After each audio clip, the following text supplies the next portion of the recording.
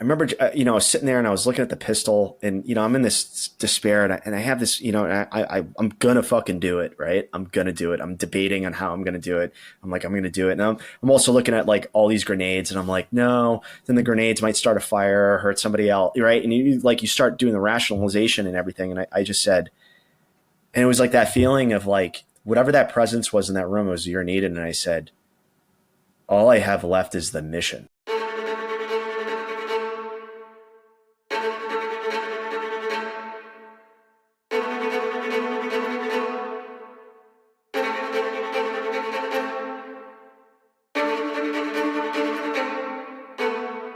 I went from apathy to anger, right? Yeah. And anger is a hell of a drug, man. Anger is a hell of a drug. Like when you're in the depths of your despair, anger is better than apathy. 100%, man. Anger is fucking better than apathy. And I was angry at myself. I was so fucking angry at myself. When I graduated all my spy training, it wasn't six-pack abs, and I was just fucking immediately Jason Bourne or anything like, no, fuck no. The job is anything, a whole lot of not that, right? Right. But like when we emotionally tie ourselves to end states, like we're just setting ourselves up for failure. That's what I implore people is to own your shit. This is what owning your shit is. Admitting to yourself, right? Admitting not denying these internal dialogues, giving space for it. And I said, all right, what are we going to do about it? And I said to myself, I forget exactly what I wrote in the book, but it was like along the lines like, whatever the fuck this is, we're going to figure it out. This is Alone and Unafraid. This episode is brought to you by Cadence Wealth Partners. You need to get your financial shit together. And who better to do that than a former military dude? Specifically, I'm talking about Nick O'Kelly. He's legit, long tabber, special forces, 160th pilot. He's not your average dude. Now, I take small piles of money and I give it to him with the goal of making them bigger piles of money. We're not just talking about only managing money. We're talking about building a financial strategy, estate planning, retirement planning. We're talking 5-paragraph op order kind of shit, but for your finances. He handles all that shit. I don't want to do that. It's annoying. I want nothing to do with it. Sounds good to me. He also works with my CPA, and together they do all the tax strategy stuff. I've got a couple side businesses. Tyler's got a couple side hustles. You need some cats looking out for you. Cadence Wealth Partners can be those cats. They're trusted advisors. They come from our community. They're legit. Visit financeforvets.com. That's finance, the number 4 vets.com to start a conversation today. Do it. Do it. Do it. Break yourself, fool! All right, people, let's talk coffee. You already drink it every morning, every late night grind, but are you drinking good coffee, or are you settling for that burnt gas station sludge that tastes like disappointment? If you're like me, I lived at 7-Eleven and Circle K, Wawa, drinking that gas station coffee. But let me put you on to something better. Polestar coffee. These guys aren't just roasting coffee, they're crafting it. Small batch, high quality, straight up delicious. No gimmicks, no bullshit, just damn good coffee made by people who actually give a shit and that you'd want to hang out with. And just because you listen to Alone and Unafraid, you're getting 10% off when you use offer code ALONE at checkout. That's right, support your friends, fuel your day, stop drinking garbage. You're already drinking coffee anyway, might as well make it count. Head over to polestarcoffee.com, grab a bag, use offer code ALONE at checkout, and taste the difference. You're not going to be sorry, I promise you. Do it. Welcome back to Alone and Unafraid, where we explore the intersections of everyday life, mental health, and mindset with ordinary people who have or are now facing incredible challenges. My name is Thad King, and I'm your host. Tyler is with me riding shotgun per the usual. King Piz Whistler. That's it. What's up, dog? Hi. Yeah, there you go. You got to say your trademark. Sorry, I fucked it up for Doug. God, you got one job, dude. Joining us today is Dave Fielding. Dave is a former Green Beret turned intelligence operative who has dedicated his life to protecting national security. With experience working for every U.S. intelligence agency, he relentlessly pursued threats across the globe. He's a decorated veteran serving in Operation Inherent Resolve and Operation Enduring Freedom. Beyond his military and intelligence career, Dave is an Eagle Scout, an avid CrossFit athlete, an ultramarathon runner, embodying a lifelong pursuit of physical and mental resilience. He's a graduate of Norwich University, Military College of Vermont. Tyler is from Vermont and actually worked at Norwich. No way. He was raised in a blue-collar community north of Boston, where he developed an unyielding work ethic and determination.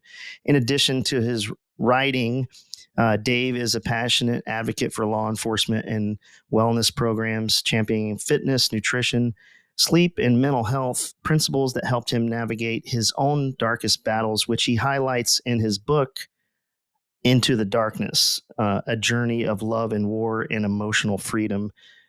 Dave, welcome to the show, man. Thanks for having me, guys. Really glad to be here.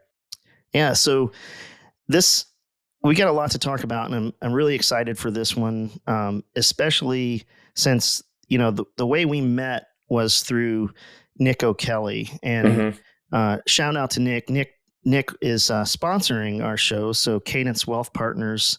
You can go over to them, Finance for Vets. You're going to hear a trailer later in the episode, but Nick actually introduced us. And so Nick was on our show early on, like episode 6. And he's like, dude, I got a guy that would be perfect for you guys, and you'll get along really good with him. So, so you knew Nick in First Group. Did you guys meet in First Group? Yeah. So we were like the batch of X-rays that all showed up to Alpha Company around in 2012.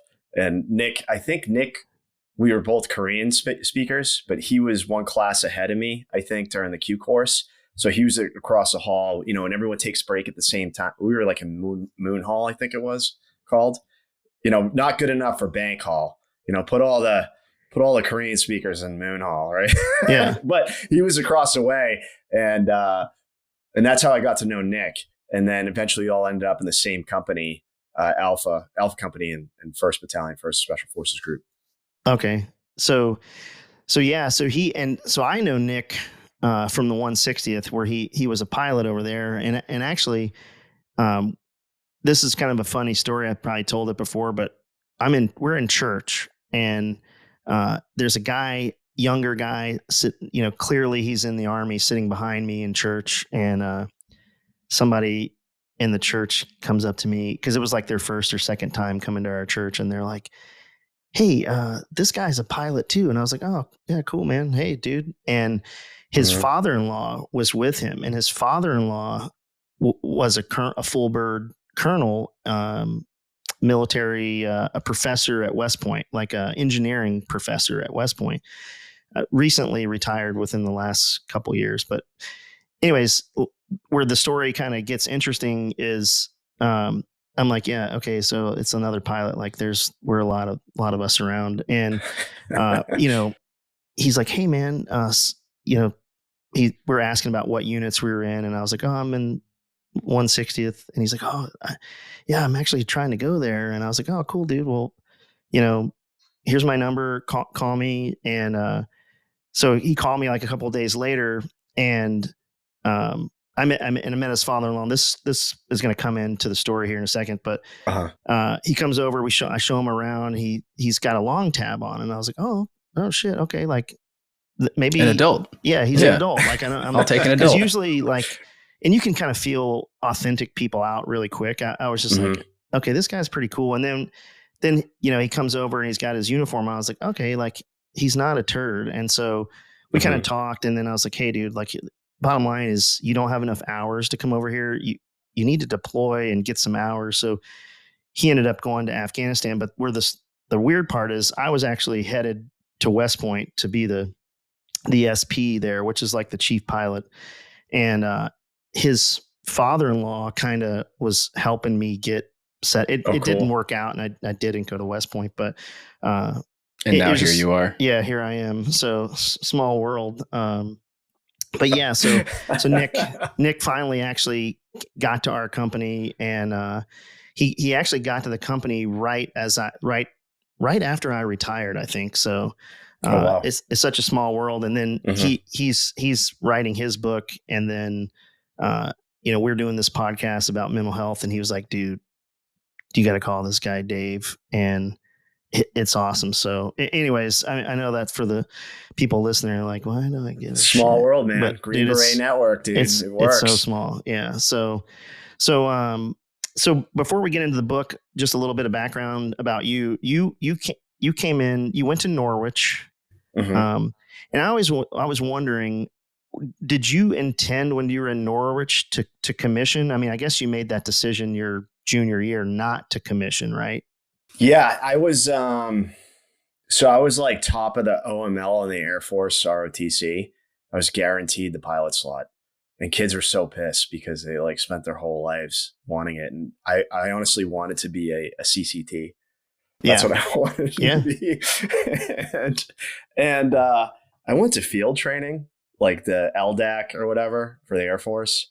And I was like, this is all you. And after doing 2 years at Norwich, like it's kind of a joke, it was a joke. And I'm like, this is all. And you got kids from like big name schools, like Big Ten schools, stuff like that. But, to when you go to Norwich, like you're kind of like, oh, you're just like weekend warriors. 1 day a week, you're in it all the time at Norwich. And I was corporal cadre my sophomore year. And then I was a first sergeant my senior year. And then I studied abroad I was first sergeant my junior year. Then I studied abroad my senior year, which was great. Where did you go overseas? I went to China, went to Shanghai for a language program. And then I went to London for 4 months. And dude, that was was probably sick. awesome. Oh, it was like the first, it was just like normal college life. I didn't have to get up at 5 a.m., with freshmen screaming in the hallway, like, cadre kicking down doors and stuff, or being the one kicking in the doors, you know what I mean? Right. Get out of bed, get up, go outside for PT. So all that. And, so I went there, I did the field training thing. I was like, this is stupid. I was like, I left. I was like, this is not for me. This is not for me. And I came back and, I'm not commissioning, and then I didn't know what to do. Right. I just kind of was like, eh. And I remember Master Sergeant Shane Bailey, who I talk about all the time in all these podcasts, badass dude. Right. He was A15. Yep. The CRIF team out of 5th group. Yeah. And now he's a Texas game warden doing badass shit down in Tejas. Right. I like to think that he's doing like Sicario level stuff, but he ain't. Yeah. Or at least not yet, Give it a couple of weeks, what's going on with the news and everything. But anyways, and he was like, hey man, there's this thing called the 18 X-ray program. And I was like a junior. And I was like, all right, I'll think about it. But, if I was going to do it, I wanted to be special ops, that's where the fight was. Those are the guys doing the fight. And so I had some friends in New York City who were much older than me. And they were like, the war's going to be over. Come and make some money. And I ended up working. I was a senior project manager at a ad agency. And I was like a 22-year-old kid in charge of people much older than me. But, the military school experience like worked for me. There was you were working in those like kind of startup-y type environments, having that sort of operations mindset of like, there's no standing operating procedure. People are just like boots, that whole bootstrap mentality. But like, I was kind of like the calm to the storm, Yeah. But I read. Sorry, go ahead. No, I didn't mean to cut you off, but I don't think people understand like military education institutes are fundamentally different. Not just because you're doing military stuff 24/7. I went to military high school and like boarding school and lived there, and people don't realize that the academic stuff is great and the athletic stuff is great and the discipline and all that military stuff, but there's a whole nother aspect of that is the social part of learning to fit in hierarchies and Yep. and at a young age when you're used to, somebody being like the cool kid in school, but now there's an additional element of that guy has rank. And so the dynamics change and you learn in that environment really easily how to adapt to certain social situations where you wouldn't have that ability to do like in a normal high school. And I'm not advocating that people should send their kids to military school. Like my son is really interested in it. And I was like, no, you need to have like an American high school experience with cars and football. We played football Days in of military Confused. school. Should just be Days of Confused, man. Yeah, 100%. Like this is what I want your high school experience to be like. And so I can totally see how that relates going into, because like when you go into other programs or jobs or things, it's kind of like you've already been there and done this, and you're like ahead of everybody in terms mature. You're mature. Like what's coming around the bend with this social situation. Well, you know when to talk and you know when to shut up, and you kind of know like learning how to lead and follow, right? If you've already got that under your belt, because you don't get that in regular college or whatever when you're just kind of out doing whatever the fuck it is they're doing. But you don't learning how to follow is just as important as learning how to lead. Absolutely. I mean, that was like the beauty of it. Like I got exposed to Norwich through Boy Scouts. We did a camporee up there, and the morning of the competition, they woke us up with a 75 millimeter howitzer, and they were like screaming and yelling and playing Hell's Bells. And I was like, is this like, and kids are like crying. And I'm like, fuck yeah, let's go. Like, right. So to give any sort of the difference in mentality that even I had amongst, those people, but like, going to Norwich was, this is the joke I like to make. It's very easy to get in, but it's hard to graduate from. Yeah. They right? have a pretty, sorry. No, it's fine. But like, what is it? There is a attrition. All these other elite schools are like, yeah, we're elite. We only take the best of the best. What, according to fucking SAT? Like they never made a mistake, 4.0 right. GPA. Those aren't future leaders of America, Fuck no. No, they're institutionalized, right? Yeah, they're broken. They're broken, right? Like, Norwich, you're kind of like, you're thrown in with there's a lot of meatheads there too, which is great. But everybody, it's, there's this growth process. Like it strips you down. Same thing as the military. You take an 18-year-old that goes into the military after high school and look at them a year later versus an 18-year-old that went to college. I guarantee you that 18-year-old is going to be a lot more mature. Now it's the same thing. Like I'm not gonna sit here and advocate, hey, go to Norwich, everything else. Yeah, go to fucking Norwich. Don't be a coward. Don't be a fucking coward. Don't be a pussy. Do it. They'll run that as an ad, I'm sure. Yeah, they'll be just me like, don't be. Who's Norwich's rival? Is it like VMI or the Citadel or something? Yeah. Do they have like a rivalry there? Not really. When I was there, it was Coast Guard Academy. Okay. And we used to have to guard the tank on Sabine Field from them painting it pink when they played each other. Yeah. And that was like a whole thing. And like, we would go, like, we put together a spirit mission to go. Well, actually, technically, we really didn't do spirit missions to Coast Guard Academy because that was a felony if we got caught. Whereas they could come and fuck around on our because it's a federal institute. Like it's the Coast Guard's Academy is what, in Connecticut? Yes. Yeah. I think. I don't know if I remember correctly. Yeah. But I feel like you'd want a better rival than the Coast Guard, though, right? I know. I don't. It's actually somebody else now, and it's all just based off of football teams. I mean, it's a D3 school, but the hockey team is fucking awesome. I've heard about Norwich hockey is pretty decent. Yeah, hockey's awesome. I mean, like that was like the main event was going to the hockey games. Yeah. But I mean, it was a good school. I mean, everyone thinks like, oh, you don't have any fun. I mean, it's a different kind of fun. It's a totally different kind of fun. It was like, I remember my sophomore year, I failed pre-calculus because the first semester, I mean, I was corporal cadre, but every chance we had, we were going to Montreal because drinking age is 18 up there. Yeah. So we're piling in our car Friday night.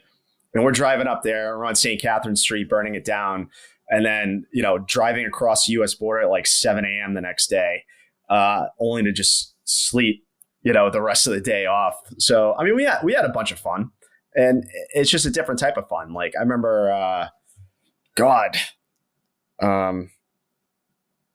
it would dump buckets of snow. Yeah. January, February, March, just dump buckets of snow up there in Vermont. And we would have the most epic campus-wide snowball fights, and it was just, it was a ton of stupid fun like that. I remember it's a pretty neat little campus too.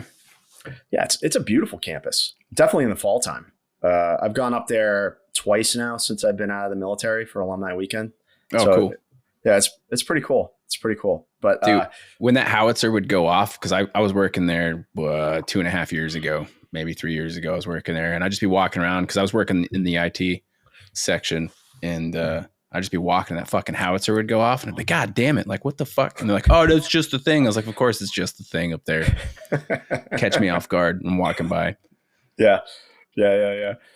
But overall, I mean, it's not a bad place to get your start, So I got like, we went down the Norwich rabbit hole, totally unprepared to, but I ended up in New York City, and I fucking hated it, and it just wasn't for me, Was it just too much chaos, too much like hubbub, too much? It seems to me like too maybe artificial is not the right word, but just I don't know. I just can't get down with city life like that. I don't. I've enjoyed the second time I lived there. I wasn't a broke kid out of college, so it was a lot better. I was able to experience, more of the city. But, sure. For me, I think it was this realization. It was like, oh, so this is it. I work, I retire, I die. That was at 23 years old. That's what it was. And I remember I picked up a copy of Chosen Soldier by Dick Couch. And then I also picked up Masters of Chaos by Linda Robinson. Yeah.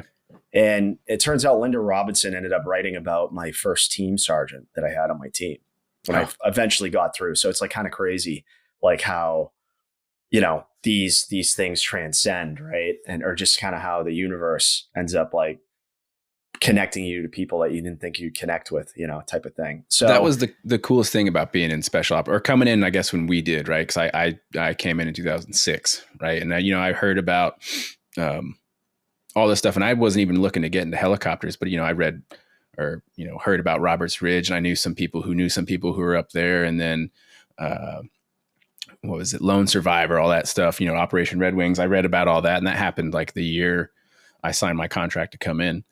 And then eventually I made it to where I was like, oh, now I'm meeting the people that were there, or, I'm working alongside the people that were there. Or, my first flight company was Bravo 3160. And that was, 146, the helicopter that got shot down on Lone Survivor. And so now I know all these guys. And so it's just crazy to read about that and then be there and be like, oh, like this is a part of history. Yeah. And you're meeting these men and these women that like have done incredible things. Yep. And that was like, I think, in the beginning of the book, I talk about you're standing on the shoulders of giants. And even before I, went over to the IC and did all that training and everything and, went out and did what I did. But like, it was like that in special forces. I did Achilles Dagger, right? And it's like an advanced recce course for those that want to know. And one of the guys that trained me, he was a 7-year-old Vietnam vet. But I had no idea how much of a legendary dude this guy was. It was Walt motherfucking Hetzler, right? He's a plank holder at TFO, right? And it's like, and I remember he would like, we're in the woods, right? And I got this like little hide site set up, and he's hobbling on over, right? And I see him take a break to take a breath, and then he makes his way in. And he's like, hey, do you smoke? I was like, no. He's like, don't start, because this shit ain't easy on one lung. And like, I'll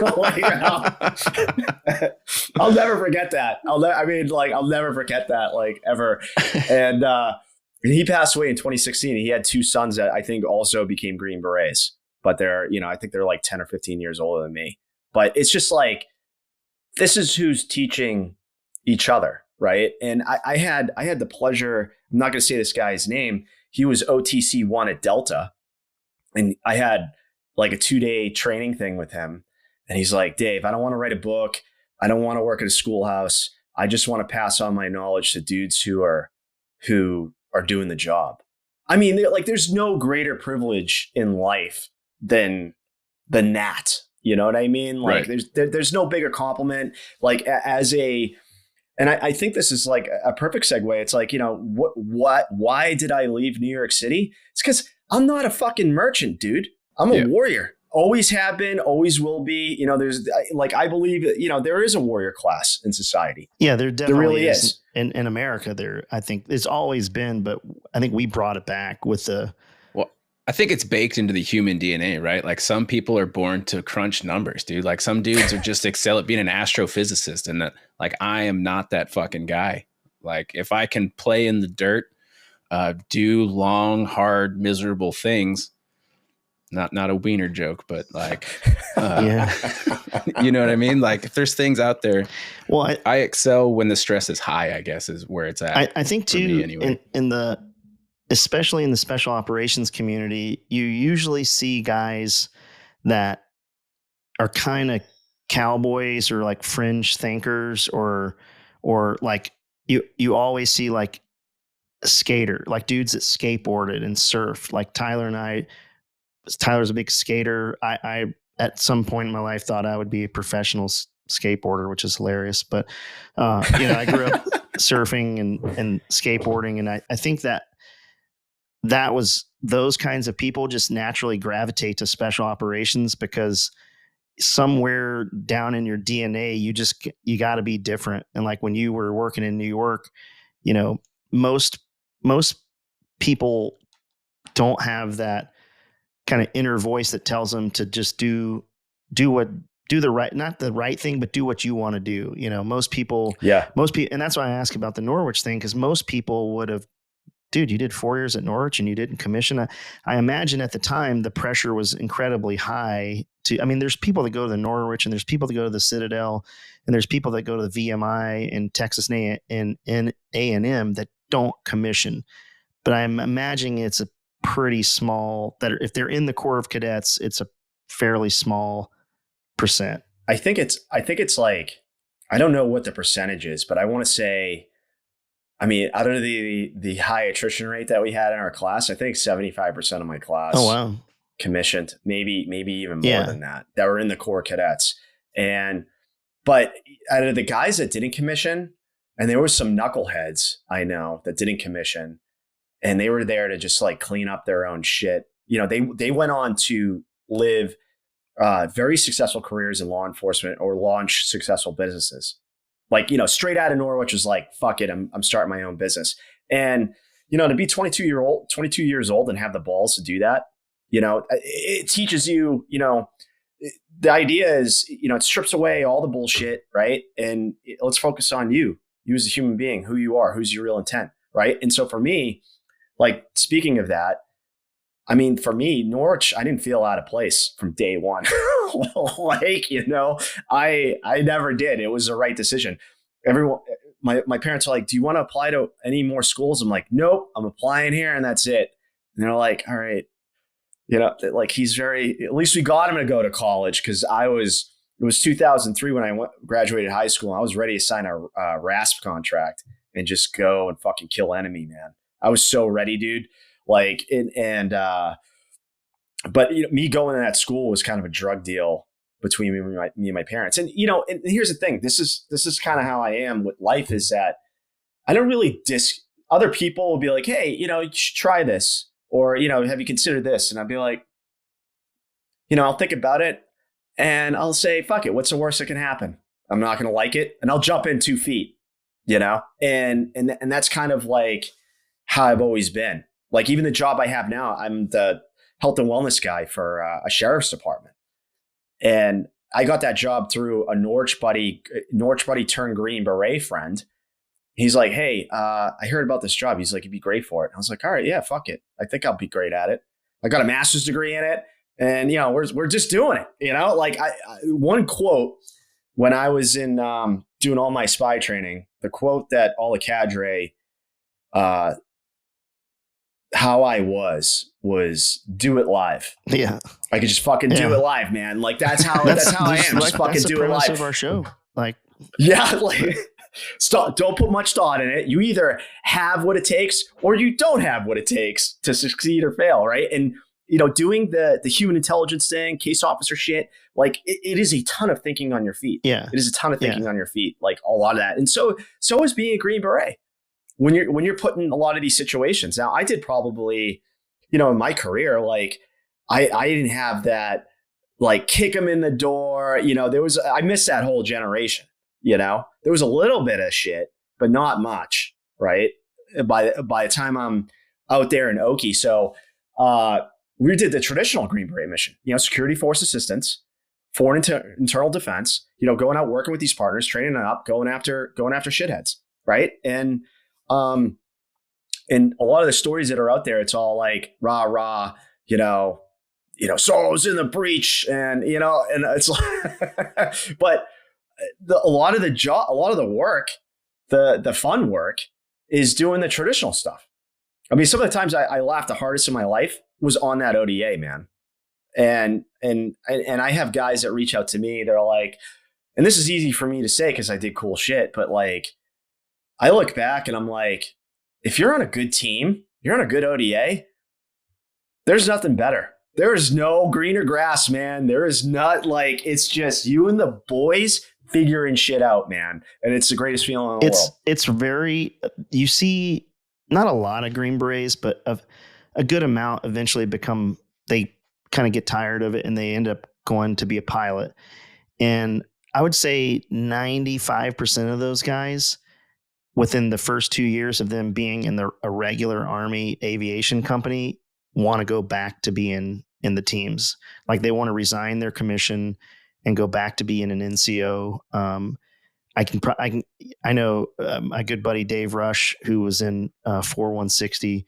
I remember him coming to me and going, dude, I got to go back to the teams. I can't do this. I was like, just stick it out. It's going to get better. I promise.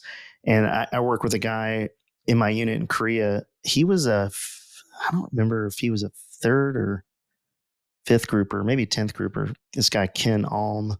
And he used to carry a like a blue backpack, and like we'd go to the field, like aviation would go to the field. That's as a joke. And I came from my background I was in the infantry, so I was always like, what the fuck is this? But like we would go to the field and sleep in these tents, but like we would have these, black or green like backpacks, like rucksacks, like the Army issue little 3-day assault pack, and here's Ken Alm with his like Mountain Hardwear or, some kind of climbing backpack that was like bright blue, and first sergeants were losing they're like going fucking nuts on him. And I remember he sat down on the cot next to me, and I was a W1, like a really new pilot. And he's like, I don't know why these guys are so upset. It's just a fucking bag. And I was like, and like in that moment, I was like, oh, the wisdom of the special forces guy. I was like, yeah, why is everybody upset? It's just a blue bag. Like, and you think about stuff like that, about, not cutting across the grass, like in the sergeant major yelling at you for walking on the grass. So when I became a warrant officer, I would intentionally cut every fucking corner and cut across grass just to like prove my point of like, hey man, like the closest distance, but I'm being efficient here. And in combat, efficiency trumps like it looks good, you know what I mean? So, but I think everybody in special operations generally has that kind of like, there's some kind of punk rock in them that's totally always been there, Yeah. So, you got to be a rebel. You totally have to be a rebel. Like, because I look at the shit I did in Okie, I was rebellious. I definitely was rebellious. Like, I mean, we were going out, we were doing JSETs, we're doing JCS exercises and stuff like that.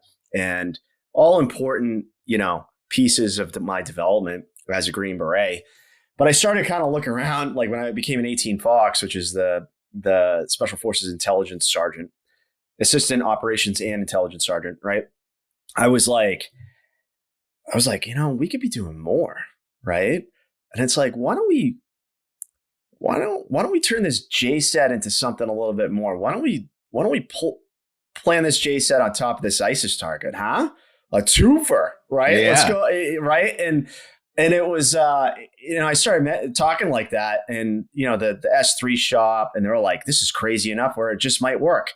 This is great," and it was like the perfect storm of like battalion leadership, to kind of make that come to fruition, and so, but it really it showed, because like at the time, like guys are like, all right, you could be in Charlie 1-1, man the board, and doing the important mission Charlie 1-1 does, right? And or you're on the line ODA in Alpha Bravo Company, right? And so like you're doing all the it's sock pack, you're under sock pack, so it's cheaper to send you than it is to send the guys from Lewis, by about $1 million at least. And so like we're always the first option for everything. Like but you have to have that sort of rebellious, like creative thinking towards you. Because if you just like sit there and just, there's guys that are just like want to be an 18 Bravo, and they will, like, I had a senior Bravo on my team. He was a Ranger Regiment kid.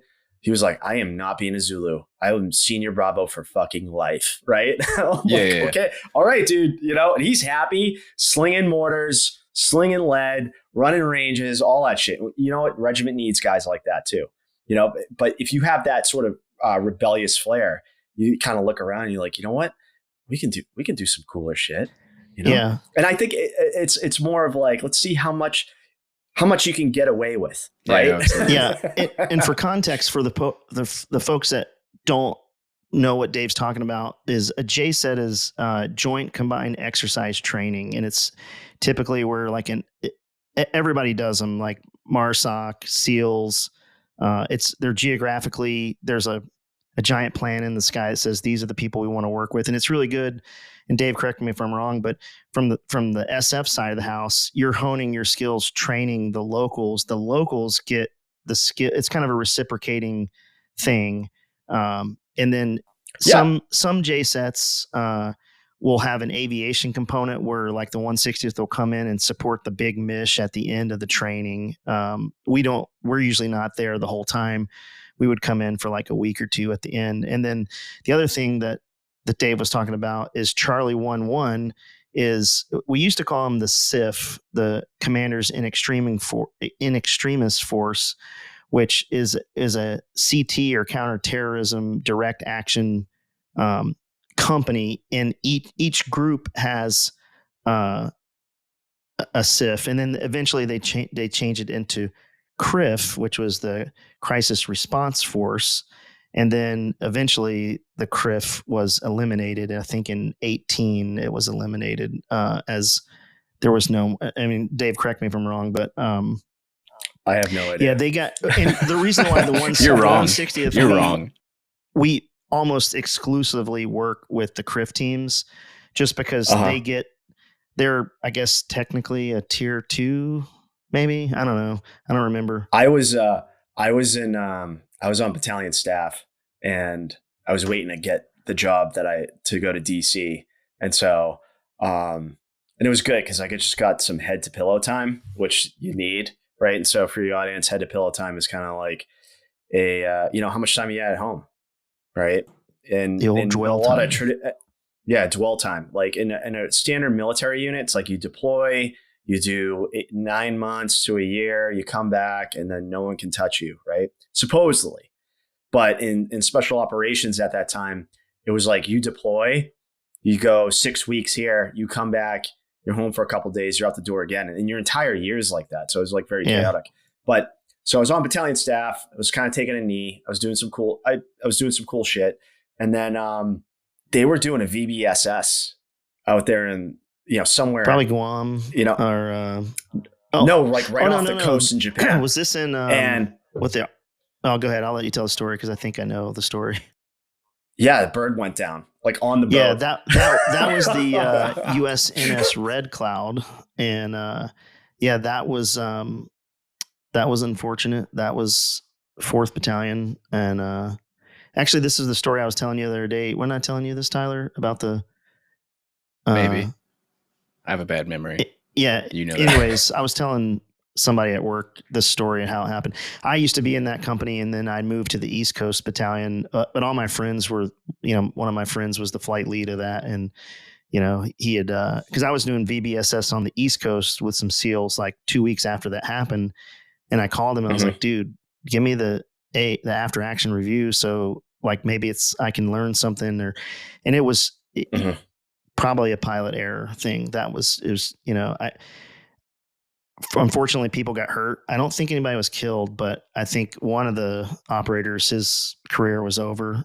And one of the Japanese self-defense force guys, was severely injured. And, after that investigation, there was, we changed a few things. I think what ended up happening was their blade hit a Connex and it trimmed the blade back, but the pilot overcorrected. Instead of just take a tactical pause, take a knee and face out and see if this thing's still flying.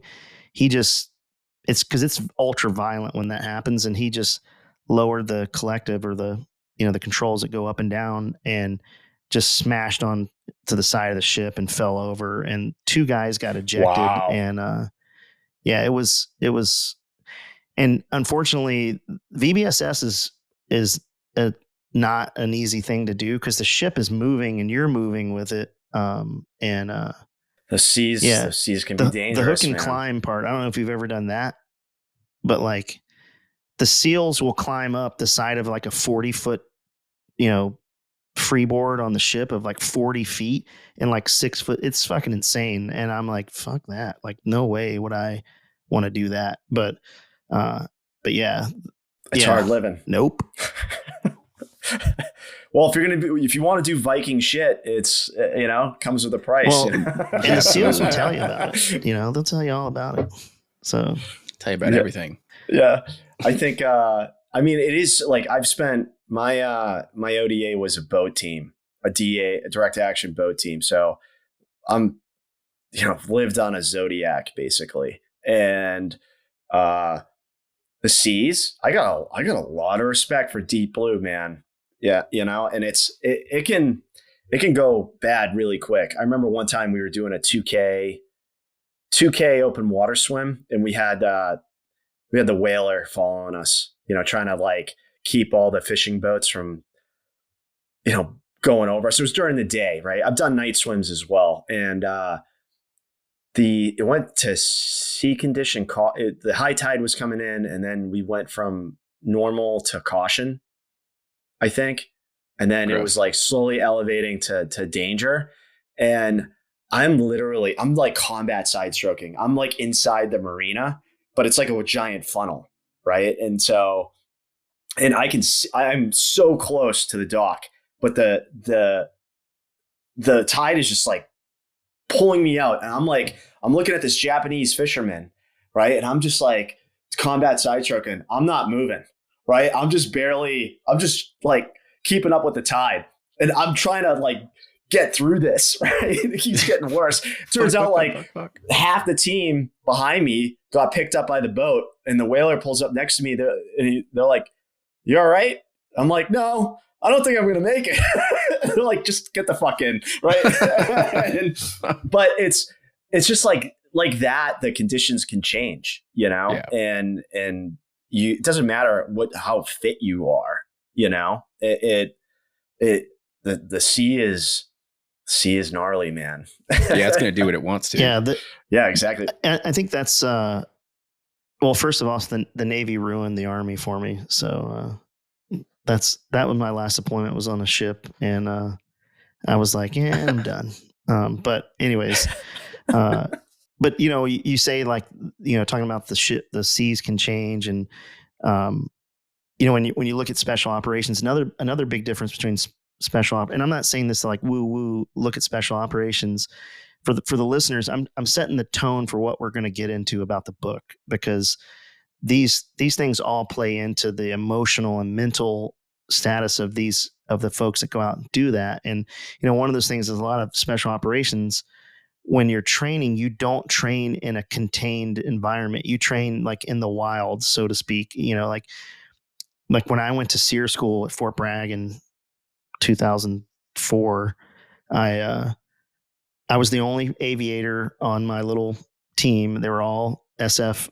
We had two SF babies, X-rays with us, two twins, which was weird that they were twin brothers in the same Q course, both Bravos, both going to 7th group, and both, because back then SEER school was the very last thing you did. As soon as you finished SEER school, you got your Green Beret, and we're doing our movement we have to do before you get scooped up. And I don't want to give it away for the folks that haven't been, but we were out of water, and they tell you don't take water from civilian houses, or don't. So me and this other dude who was like an E5, maybe he was going through the Q course, maybe it was an E6. We were like, dude, we're out of water. It's hot as shit. We got to get some water. So we low crawled up to this trailer, some dude's trailer in the middle of North Carolina, like a meth lab. 100%. Like I low crawl up to this dude's trailer. I'm like, still, I got like a dummy quart of like 10 canteens with me. And I'm the only guy up there. The other guy was like far security, watching if anybody was coming to like get out of there. So I'm up against this guy's house getting water out of his trailer. And I'm like, and now that I'm older, I'm like, dude, I could have got shot. That guy could have came out and like, who the fuck is this? And shotgunned me right there. But all painted up and wearing fucking camis. Like I'm in BDUs. And like, so we end up stealing the water, and we get back and we're moving to our like hide site for the night. And then, the instructor comes by and, checks on us. And so the next night we move out again, and this is like mid-April. So it's still at night. It's still cold in North Carolina in mid-April. And we got to cross this river, and we're like, no fucking way are we all going to walk in wet boots, because we got like 10 more miles to go. So we all strip down buck naked, and it's like a creek, maybe like 10 feet across. And we're like, oh, we're just going to, we'll just hold our clothes above us and like swim across. And I was a pretty decent swimmer. I didn't really have any problems, but there's a shit ton of logs and people are tripping over, and dude lost a boot. And anyways, so we're all fucking soaking wet. We get on the other side, put our shit back on, but it's wet because we were wet. And we end up walking to our little hide site, and we're like, dude, it's so cold. Everybody's freezing. Their teeth are chattering, and we make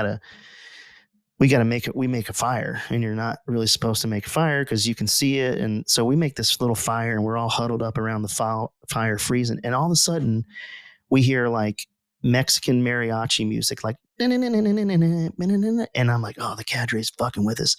And like, we were next to a soybean field, and we were probably 100 meters in the wood line. It's like 2 a.m, and this van pulls up, and I hear these guys all speaking Spanish, and like the cadre will speak Spanish, and they have like anyways, it doesn't matter, but the cadre speaks Spanish. And so they're like whooping and hollering, and like, and then I hear gunfire, like, shooting all. And then, so we kick our fire out, and we're all like trying to be quiet. And then we start hearing like bullets whizzing through the wood line over our heads, like shooting at the fire. Yeah, that ain't cadre. And we're like, that ain't cadre. They're fucking really shooting. Like, and I'm like, this is as real as it gets, man. This is the most realistic school ever. And then these dudes are just getting fucking blasted, and like on Budweiser. And so like at 4 a.m, they finally drive off. And then the next day, we walk to the wood line to see, and there's a huge pile of Bud beer.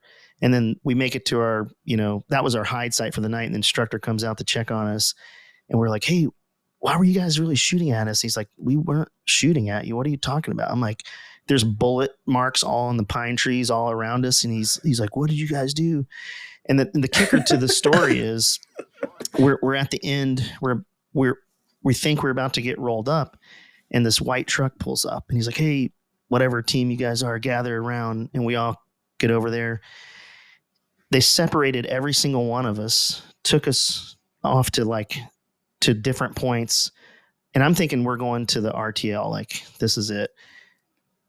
I get in, I get out on some dirt road, and some cadre guy's like, did you steal water from a trailer? Did you make a fire? And I'm like, and did you walk the roads? Cause we walked some power line cuts, and and I was like, in my head, I could hear my stepdad going, honesty is always the best policy. If you tell the truth, you don't have to remember the lie. And so I told the truth. I'm like, yeah, man, like I totally stole water from that thing.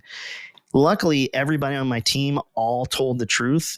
And so they made us walk up and down the power lines for 12 miles. And we had 2 5-gallon water cans. And they're like, ugh. At the end of the 12 mile, or when we tell you to stop, which ended up being 12 miles, both these water cans better be filled. And so they weighed them. They had a scale out there. They weighed them. And then we road marched for 12 hours. Meanwhile, everybody else is like chilling in their hide site. And during that road march, you guys are getting smoked. During that road march, we found right before you get found a thing of Ice House, like a 12-pack of Ice House, but there was one beer left in there, and the 18 Bravo with us, he's like, dude, it's calories. There's like a beer and like 2 ketchup packets, and we all shared that hot ass beer and those 2 ketchup packets, and that's my SEER school story. But the point of that is when we look at the things that you wrote about in your book, is you're doing things in the real world where things can really go wrong. And I think it's some of the stuff that you highlighted in your book is kind of alludes to that. And I want to get the one thing I'm really interested to know about is the whole Edith situation. Like, how the fuck, and so, but before we get into that, and I know you probably can't disclose a lot of it, but whatever you feel like comfortable sharing. But for the folks that haven't seen the book, you can go on Amazon and order it. I'm going to put a thing where you can order the book, but it's called Into the Darkness. Dave wrote it. I love that. The cover is awesome, man. Like, buy the book just for this. Like, I don't have a lot of cool guy photos, so I'm like, this is something in my that's been in the back of my head for a while. And that's like us. We always fly at night, so we have no photos of anything because it's all nighttime. So there's no cool Army photos because it's all at night. And I look dumb in one of those helmets anyway. The flight helmet. God damn it. They look like space balls with I was just going to say dark helmet. Yeah. Comb the desert. Man, we ain't found shit. But yeah, how did you come up with the artwork for the? Did you draw this or? No, I found a dude who did metal band covers. Yeah. So I have a T-shirt idea. And basically, I had him do this T-shirt idea, and it was based off of. It's more of like a metaphoric thing of like me slaying my internal demons. But you remember the video game Doom? Yeah, of course. Right, love that. Grew up playing that game, and so I had him like do like a version of that. And the guy always does metal band covers, and then I was like, oh, that's sick. All right, maybe he can do this. So like, I love Westerns, right? Outlaw Josie Wales, one of my favorite movies. Also, probably one of the most badass movie posters ever. Clint Eastwood, yeah. I mean, I'm like, let's do a modern day version of that. Let's. And so instead of the cowboys, you have ISIS technicals. Yeah. And, it's, I mean, I'm in the desert, right? Yeah, same. Is my book like a spaghetti Western? It could be. There's plenty of tragedy in it, but yeah. So talking about the book, so for the folks, I really encourage you to read it. It's an easy to read book, not in terms of the literary quality. It's just an easy read. I read it in about 4 days, just a couple hours at night. And I'm not a super fast reader. If you're an avid reader, you can probably put this book down pretty quick. It's the kind of book that you want to keep reading at the end of every chapter. And we talked about this on the phone, and I don't want to give away a lot of the book, but I do have some questions about some things in here, because absolutely, man. It kind of starts as you're in transition from Green Berets going into the intelligence community. You're about to, you've PCS'd, you're about to start your training, and you're having a conversation with your ex-wife. And it's like, I'm reading this and I'm like, this is every dude's story that was ever in the army. Everybody has gone through this, what you went through. The tale as old as time. It's a tale as old as time, as I like to say, but it's about the mental internal dialogues, right? Like, it's the same, because the dialogue that I was having myself is a dialogue you've had with yourself. It's a dialogue, we all, feel that way, right? So for the viewer checking out my book, check out the book. But, I make all these sacrifices for other people. That's like one of the key things is like, that sort of warrior mindset, or, being part of the warrior class, is that you're doing it for other people. It's a very altruistic path in life. Yeah. Right. And that's kind of how I look at it. Granted, I'm doing cool shit that I'm very interested in, but it's an essential job that we need. We need people to stand up and do it. So, and I'm happy being a Green Beret, and, at that time, like, there wasn't a whole lot of war to get after, Afghanistan has winded down a lot at that point. Iraq was, or OIR, most part, if you were fifth group, you're getting after it. But, first group getting a piece of that pie, and even like it's a pound sand, dude. Like, you're not getting even like we went back into Iraq in 15. It was us and A15 went back into Iraq in 15, and we started hitting ISIS targets then. And but even then, it was like it's crazy. Like, sidebar about Iraq is, I got shot at more in 15 in Iraq than I did, like, maybe I would say more effectively engaged in 15 and what used to be friendly territory than I would in like 2006 in Iraq, which was Wild West, and 04 to 07, Iraq was complete chaos. And so then I went back in 15, and a lot of my company had never operated there, because my 4th Battalion was the last military to leave Iraq in 11 in December 23rd or 24th of 2011. And we were the last to pull, like, literally, like, turning the lights off and loading in the C-17 and the last troops out. And then to be back in 15 to go after ISIS, there was places, like, even in the Kurdish controlled areas, that we were just getting lit up, that we would have never in a million years. And the difference between, I think, the insurgency early on and ISIS was, ISIS had some technical know-how, and they had some weaponry, and of course they had the will to do it. And we did, Tyler, did we establish that you on that trip came after me or before me? Yeah, I replaced you. Because we did the big hit on Al Taqaddum to take back Al Taqaddum Air Base, which is like, I'm landing to my LZ, which is a taxiway on a runway. And meanwhile, ISIS is like on the like about to overrun the airbase. So the Iraqi army is like, we're landing and there's shit blowing up all over, and they're still shooting. And then we carried a troop of SEALs in, and the SEALs were basically coming in to reinforce the Iraqi army. And I'm like, how weird is this? That I used to get refuel here like 8 years ago. I would just get fuel over there, and there's F-18s parked here, and now Mm-hmm. we're retaking. We had a mission to retake Balad Air Base. Like, what the Jesus fuck? Christ. Like, so and that 15 was such a crazy 15 to 18, and it really ramped up after that. Like when you were there, and you kind of talk about it in the book, but kind of. Well, it's just like, yeah, I mean, they were on their back. We were beating them back. Yeah. And so a lot of the fight, it was mostly just routing out the remainder of the networks. They went back into hiding. I'd say probably towards the end of my deployment, we've kicked the shit out of ISIS so bad that we were going in after them in Makhmur Mountains, like, that area of Iraq. And I apologize if I mispronounce those areas, but because it's been a while since I've talked about them. But that's kind of like where it was at. And, I like to say this is that, to Green Berets, to special operations guys, like, danger is a relative thing. Yeah. I didn't think, the chance for danger was there, but was it dangerous? Right.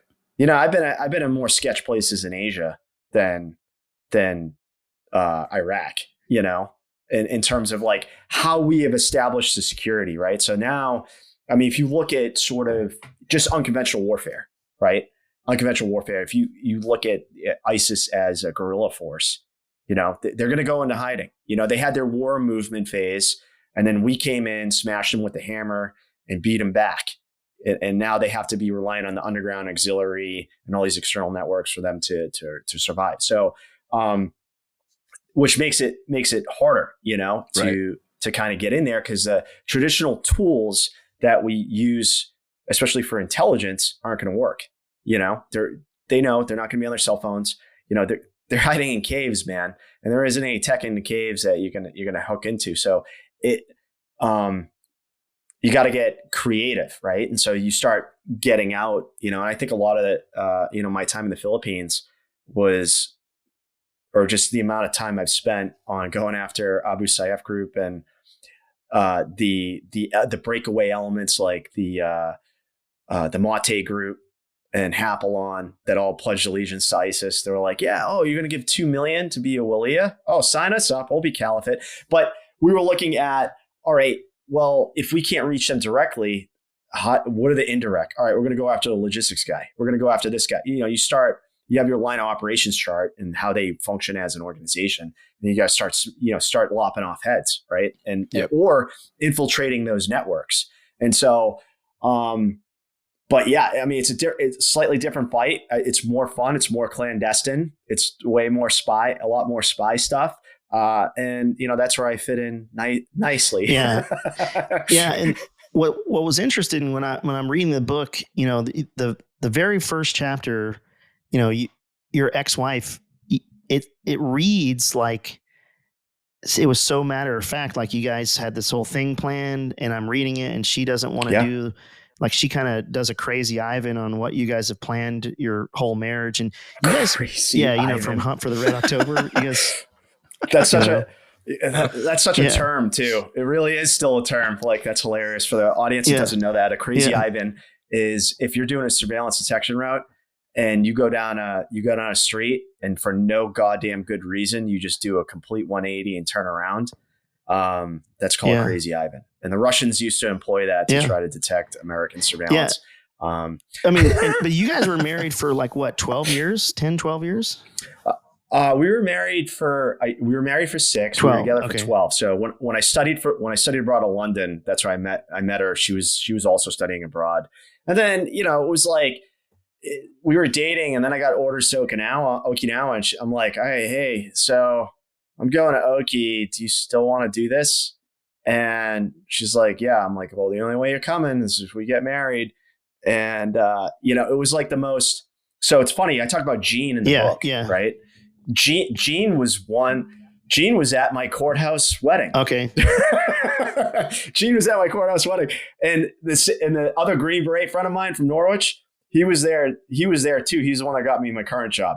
So it's like, they were both there. But for the listener and everything else, we'll finally get to the point, right? Finally get to the point for you is, I made this deal, right? Cause I saw my team sergeant my current team sergeant, or my last team sergeant, great dude, but his family, it was hard raising a family. It was so hard on him and his kids and everything. And I was like, all right, I need a career that I'm going to have more stable operations tempo. And you come into this career, they're going to promise you everything. They're like, oh yeah, you'll be on a stable op, or you could be working in an embassy, and then you go out, you do your deed, you come home, you have dinner with the wife and kids. Like they make it sound like it's, oh, that sounds great. It sounds like a 9 to 5, but not really, right? Or you have a 9 to 5 and then you have a night job, right? And so it's all depending on where you operate and what organization you're working for and stuff like that. But for me, I was like, oh, this is perfect. I'm going to be around to have start a family and stability, buy a house in the DC area, somewhere in the DC area. So that was the plan, because I was looking at, I was going to get out. I was just going to get out of the military and then figure it out from there, go back to school, do the normal thing, get an MBA, whatever the fuck that is. Yeah. Whatever. Yeah. Get an MBA, think I'm going to adapt being an office weenie after doing awesome shit for so long, right? No, you can't. I'm here to tell you. You can't. Not. It just doesn't work that way. I don't function that way, dude. And so we end up. So she's like, I make all these plans. I signed 6 more years away, and that brings me just up to 14 years. And so I'm like, all right, hey, we're doing this. And so I PCS, I show up, I get a little more idea what my schedule is going to look like. And I'm like, hey, we should start trying now. Let's go. The clock's ticking. We're in our mid 30s. Let's not waste any time, Yeah, right. And so, trust me, there was plenty of practice that went on beforehand. And that's the most important part, right? That you got to practice. You got to have a lot. You don't want to fuck it up on game day. You don't fuck it up on game day, What do you mean? I don't understand the context. Well, Thad, you see, I don't even know the story of the birds and the bees, so I can't help you. I can't. Yeah. Maybe another time. Yeah. We'll do another one. Yeah. But, but so anyways, like, and then, she wasn't leaning for, she wasn't for leaning on anything. Right. She got comfortable in Oki. She was, the dependa status. Right. And I mean, she tried to make money on the side and stuff like that. But I mean, I was never home. I was clearing like 120 a year. 120 a year as an E6 in the Army. That's pretty fucking good, dude. Right. Yeah. And just because of all the deployment money. Right. Never home. Like, and I was getting like 85 a day in per diem for 6 months. Perfect. I paid off all our student loans. Like I came back from that deployment. I was like, here's 40 grand, pay off your credit card debt and your student loans. Right. Ugh. But we've all money made mistakes. I wish I had. Yeah. We all make mistakes. So, but anyways, like, so she's just like, I don't think I want to do it. I want to keep traveling. And I'm like, no. At this point, I finished like this first round of spy training that they sent me to. So I thought I was like really hot shit. Right. And, let me try out some of this stuff. Right. And so I start like, whining her to death, trying to get to the root of the problem. And then she's like, nah, I don't think it's for me. I'm like, we just made all these plans. I just took a, big career turn. Right. And we moved all the way to the other side of the country, like for this. Right. And now you're not wanting to do it. So it was some people have described it as betrayal, I guess you could say that, but to each their own. Right. So then, and by the end of the book, or not the end of the book, but by the end of the chapter is like, I sat her down, I had the conversation. Yeah. And the crazy, and it's crazy. I don't know if you intended to do this, but this is how I took it when I read it. Is the very last sentence of chapter 1 says, the next day my wife took a taxi to BWI, that's the Baltimore Washington airport, and then flew back to her family. That was the last time I saw her. And like when you read it, you actually feel like the kind of the lack of closure that I think you probably felt. Like it was palatable in reading the words. I was like, holy shit, you were together 12 years and she just fucking got on a plane and you never saw her again. Like holy shitballs. I mean, and you talk about later going through the divorce and how she kind of took you to the cleaners, and it was like a crescendo of I hate to say it, but a crescendo of army life. Like everything that you write in this book, every dude that I know has had some version of that. Maybe not as severe or more severe, but no. And it's not about whether it's, oh, my story is it's just, we all been through it in some way, shape or form. And what I like to show is that this is the conversation I'm having with myself. Yeah. Right. So we'll be upfront about it, is that I almost took my own life when I was in Iraq. That's I almost took my own life in Iraq. It's a difficult part of the book to read, because I think a lot of people, you get to this point where you feel like, not that you want to do it out of cowardice, like it's the path of least resistance that solves all problems, that you can go, man, this kind of makes the most sense. And everybody wins here. It's a release. It's like you submit to, like, I don't want to fight anymore. Like, this is the best. It's like, and somewhere in the back of your head, like, this is a horrible option, but that overwhelm is when your resources outweigh the needs. I mean, your needs outweigh the resources that you have available. And that part of the book is, would you mind just sharing a little bit about that portion? Because we're definitely getting, because there's a backstory that leads kind of to that, which is it's in the book, and it involves a batshit crazy another lady. Of course. Yeah. I don't know if she's really batshit crazy. That's how I read Talk it. about a dude just thinking with his dick constantly, like thinking with his dick on his feet. Like this could also be like a very comedic, play in the book, but very seriously though, it's apathy. What you're talking about is apathy, and what begins with a divorce, right? And so what I do is I breadcrumb all these events that led me to that moment to almost take my own life, right? And it was complete apathy, right? And I wrote down the internal dialogues right here, right? Everything that was being said in my mind. And this was the negative thought loop that I got stuck in for months after, was that I'd say to myself, looking at my divorce, and I say this in the book, is that I couldn't win. Couldn't win with my wife. I couldn't win with Gabriella, right? It was all for naught.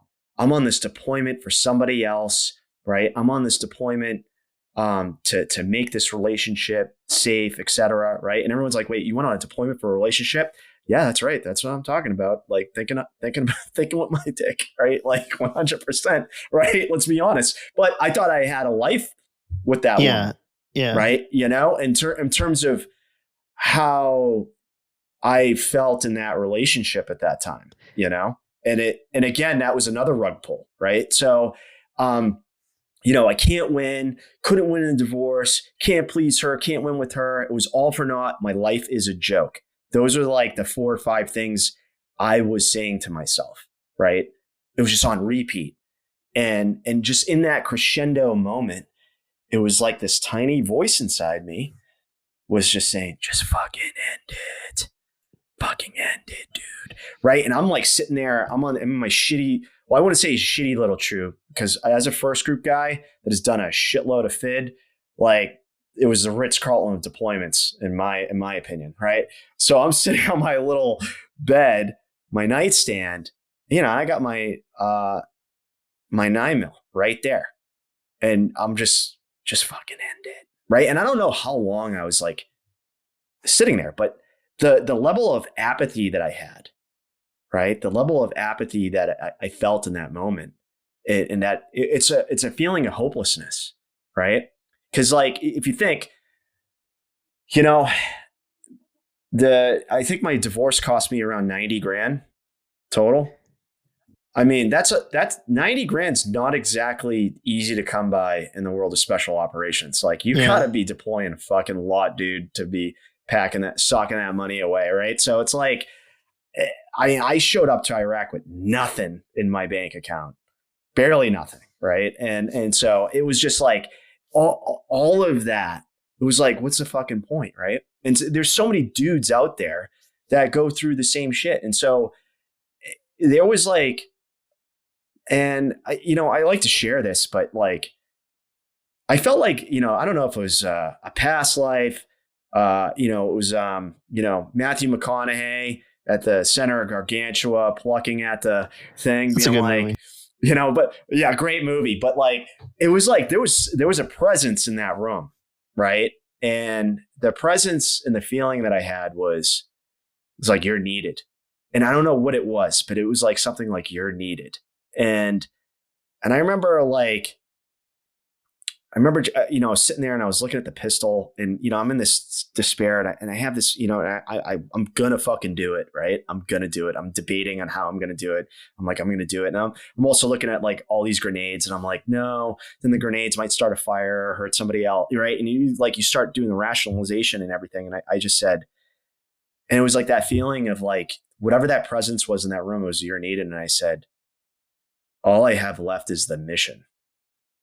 All I have left is the mission. The mission, it's always been about the mission. The reason why I signed up has been the mission. And it is more important than anything else in the world.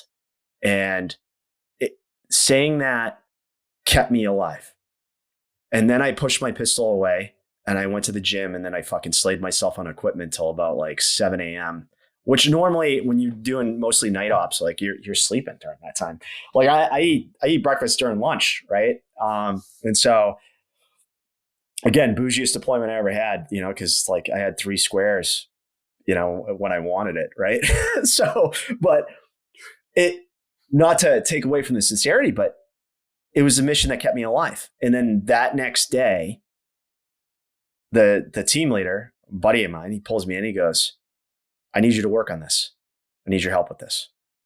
You're going to want to work on this. Trust me. And I'm like, kind of like, what the fuck? Right. I'm doing my thing. I got like a whole bunch of cases I'm managing and I'm working on other people's cases and I'm helping people with shit, in Syria, in Iraq, like, all over the place. I was a very busy bee, and so for me to just drop everything for this one thing was a big ask, because at this point, like, I just wanted to drown. Like, I went from severe apathy to, I guess you could probably say, a suppression. I was suppressing everything with work because that was the best therapy I could possibly do. And there's like a couple fun conversations in there, and this is how it manifests. Like, so I went from apathy to anger, right? And anger is a hell of a drug, man. Anger is a hell of a drug. Like, when you're in the depths of your despair, anger is better than apathy. 100%, man. Anger is fucking better than apathy. And I was angry at myself. I was so fucking angry at myself. That's the one that really fuels it, is when you're angry at yourself, not somebody else. Because somebody else, you can kind of, like, you can rationalize why they did what they did. But when you screw up and you don't have a good like, there's nobody else to blame. When you're angry at yourself, that's a hard one. And it was the angry, and then, but it also fueled my defiance, right? So it was defying, like, fuck you. I'm out here in this fucking deployment last minute. You cocksuckers. You fucked me in my divorce, right? Like, those are the internal dialogues like that I was having. And I'm like, I'm going to go so big on this fucking deployment, right? Like, no one's going to be able to hold a candle after this, right? Like, it was just anger. And, I mean, luckily, the crew I was rolling with is not necessarily a bad emotion to have, especially in an environment like that. I remember I talked about this on other podcasts, but I love this story. It was the attempted Christmas Day raid. Yeah.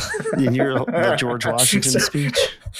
Yeah. Yeah. I was giving this guy, getting him all worked up, man. And I'm just like, I was like, yeah, George Washington crossed the Delaware to kill British. We're going to cross Iraq to kill ISIS. And he's like, fuck yeah. Fucking kill this fucking dude. Fucking fuck Christmas. Fuck it. You know what I mean? Like, as an SF guy, I'm like, I just want to get my gun on. Just get me out. I just get a little me therapy. Out. Yeah. Just give me a little. I just want one little gunfight. That's it. Like, and And I feel like as, lawyers, that we default, we go to our default, right? And that's our default. And, but it was just enough to keep me going. When would you say that no, go ahead. Like when you ended up in DC and you PCS and you're like, are you still kind of bright eyed and bushy tailed? Like things are going well in your world. Nothing's really kind of come off the rails professionally or emotionally inside. You're not like stuffing anything down. And then like the divorce kind of starts your descent. I would say this divorce starts the descent. So it's like, I like to talk about it when I was at spy school. Right. And, I go out during the week, do these operations, come back, and then I get access to my phone again. Right. So during the week, I'm somebody else. I'm Jackie Ray Biggs. Yeah. Running around. Jackie Ray Biggs. What's up? And fucking the dude that gave me that name was a former 7th group guy. And like, I know he did it like, cause he matched it with my personality, the son of a bitch. Right. And, and so, but I leaned it. He wasn't expecting me how hard I was going to lean in on it. Right. And so, I'm like, oh, so like I'm an oil tycoon, right? No, that's what I was just thinking. I was like, hell yeah, an oil guy. Oil guy. Jackie I feel Ray like there's Biggs, a tracksuit involved, or or a big hat at least. Some bowling ties, a little bit of fucking turquoise. Yeah, but it didn't matter. I still had Dave Fielding problems on my mind, right? And so every time I come back, it'd just be more bad news from lawyers. They're caving at everything, right? And I just wanted. I wanted to like win on something, but it was like, oh yeah, she wants alimony. She wants this. And I'm like, what the fuck? I paid off all her student loans. She got a college degree paid for. Like what more could you want from me? I'll give you cash, I'll give you half the cash. Leave me alone. Right. And it was like, no, wasn't enough. So I was just like getting bent over the barrel, and I'm out doing surveillance detection routes. You're doing these several hours, you're in a car by yourself, or you're out casing, right? You're looking for operational sites and stuff like that. And I'm just like, I'm, looking to see who's behind me, paying attention, but it was just on repeat of how fucked I was. I was like, and it was like that apathetic conversation I was having with myself was that I can't win. I can't win. I'm not going to win. My lawyers suck. Her lawyers are great. I'm a dude. I am fucked, right? Like it's just this, and on top of it, it's a very stressful course to be going through, anyways, right? And so I didn't feel like I had any control because there were, but at the same time, I remember when I made the decision to go to the course, I was like finishing up training and it was just like the divorce decree or the filing for divorce that came through, or the lawyer, all the threatening lawyer emails. And I was like, oh, well, fuck it. Like I might as well do something, so it's like, it would just keep going. Did you think during that time you were going through all that, did your brain go to like operational planning of like contingency planning, like how you were going to, okay, if she zigs, I'm going to zag and I'm going to do, were you, and the reason I bring that up is because that's how a lot of our brains think, is like you start contingency planning. And what happens is, you see, what happened was you don't really realize that you can't actually live because you're living in the future or planning something that's going to, you're trying to maneuver and like trying to save money, trying to like, all right, if I offer this and the counter offers that, I got to be careful what my offer is. Right. And it's just, it's the same chess game as like, these business deals that go on, right? It's like perpetual internal doom scrolling. Yeah, exactly. Yeah, that's a worst case scenario. Like everything in your brain. Yeah. You're just in this never-ending shitstorm of things that haven't happened, aren't going to happen, but you're telling yourself like, I'm prepared for all this shit, but really you're just kind of fucking over your daily routine. Yeah, and it just like for me, a lot of the reprieve I got was when I was just doing the source meetings. So I'm going in, I'm meeting with these assets, and then I'm asking them questions I wish someone was asking me, right? So I wasn't like going for I'm asking them why I'm getting down there, motivations. That's what you want to do, but like I'm having way deeper conversations with these people than probably a standard student would be doing, you know? And just because I was like, A, fucking lonely as shit, right? And B, it turned, oh, your problems? Like it just, you know, I came in with a, you know, white glove service to deal with their problems because, hey, if I can't fucking solve mine, let me try to solve yours. Like, cause my shit's all fucked up. Right. So it was like, there was a lot of reprieve, but I even say, I was like, man, I wish I had a friend as good as me right now. Yeah. This is like, I wish I had a case officer that was like talking to me, asking me my why and shit. And so it was, you know, building upon that. But, you know, when I got back and, you know, I finally got some freedom, you know, I started dating again. The rest of my pipeline was going to be local in the DC area. So I was like, all right, sick. And, you know, I got on every single dating app there was.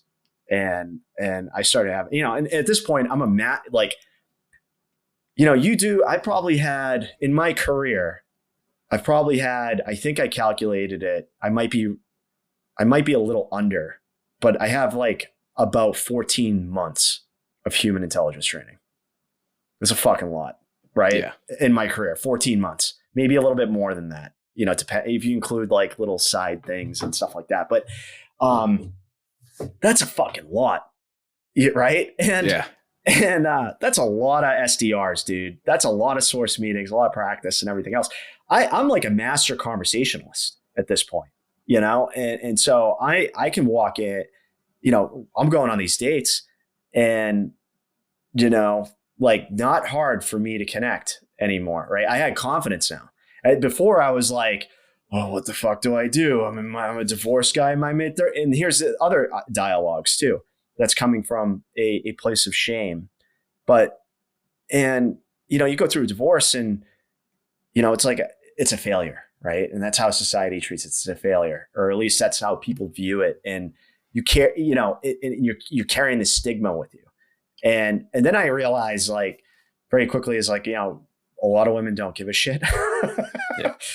Right. And so it was pretty good, but you know, and I was in a good spot, but I mean, you've read the book and then here comes another betrayal, man. Here comes a little more betrayal. But so anyways, I meet this, I'm at the SEER school. I had to go to another SEER school because I had to do peacetime governmental, right? Oh yeah. Peacetime governmental detention. Is that the one? Yeah. Yeah. Fucking gentleman's course, man, compared to CRC, right? But it still sucks, right? You know what I mean? So we're going and, but there was, what I wasn't ready for was this woman there that was Gabriella, right? And this guy, Jake, we go out for, you know, after we get, you know, do the first couple, like it was like the first day or first 2 days of training. I forget. We're settling in a routine, you know, people going out and having beers. And, you know, I sit next to Gabriella and, you know, Jake, he's a former interrogator. Did something like 10,000 hours of interrogation, something fucking insane or something insane like that. Yeah. Like, dude knows nonverbal cues like the back of his hand. So the next day at training, he goes, hey, you know what? Gabriella really likes you, dude. And she's an officer, right? And I'm like, really? She likes me? And he's like, yeah. And he starts like walking me through all these like nonverbals. And I was like, all right, fine, fuck it. I'm gonna start chatting her up then, right? And you know, obviously one thing led to another. Right? Yeah. So I, you know, that I wasn't prepared for that relationship. And, you know, and the yo-yo that it was, you know, like I've never experienced that before in my life. Like I was like, what the fuck? Right. That back and forth, the craziness. I mean, you know, for me too, it was like exciting because, I had like friends from my former unit that like reached out. They're like, dude, that's hilarious. I was like, yeah. So in the clandestine world, I don't think they do this anymore, but at the time they had Cat 3, Cat 2, Cat 1 cases. Right. And I was like, yeah, Gabriella was my first Cat 1 case. And like, it's like my friends are like, dude, that's fucking hilarious. Right. And I mean, it wasn't hilarious going through it, but the stakes were fucking high, you know, with the fact that it was an inappropriate relationship because she was an officer and I was an NCO, and that's kind of what led to you'll have to read the book because there's a lot of detail on this portion, but this was like the whole incidents in the chew where you were thinking about ending your life was really a culmination of the divorce happened the same time as another dude that bought a trip to go to France or something. He was supposed to go on the deployment, but he had other plans. So then they like had to throw you in there. And then when you got thrown in there, that exacerbated the divorce thing because you had to get the divorce. But you alluded to this earlier. You said that, I did it for her. And what to explain to the listeners is because at first you're like, that's a little lofty, but we're starting to get some heat on the you were relationship. Trying to I'm not going to spoil it. Yeah. So read the book because this part is really, really interesting.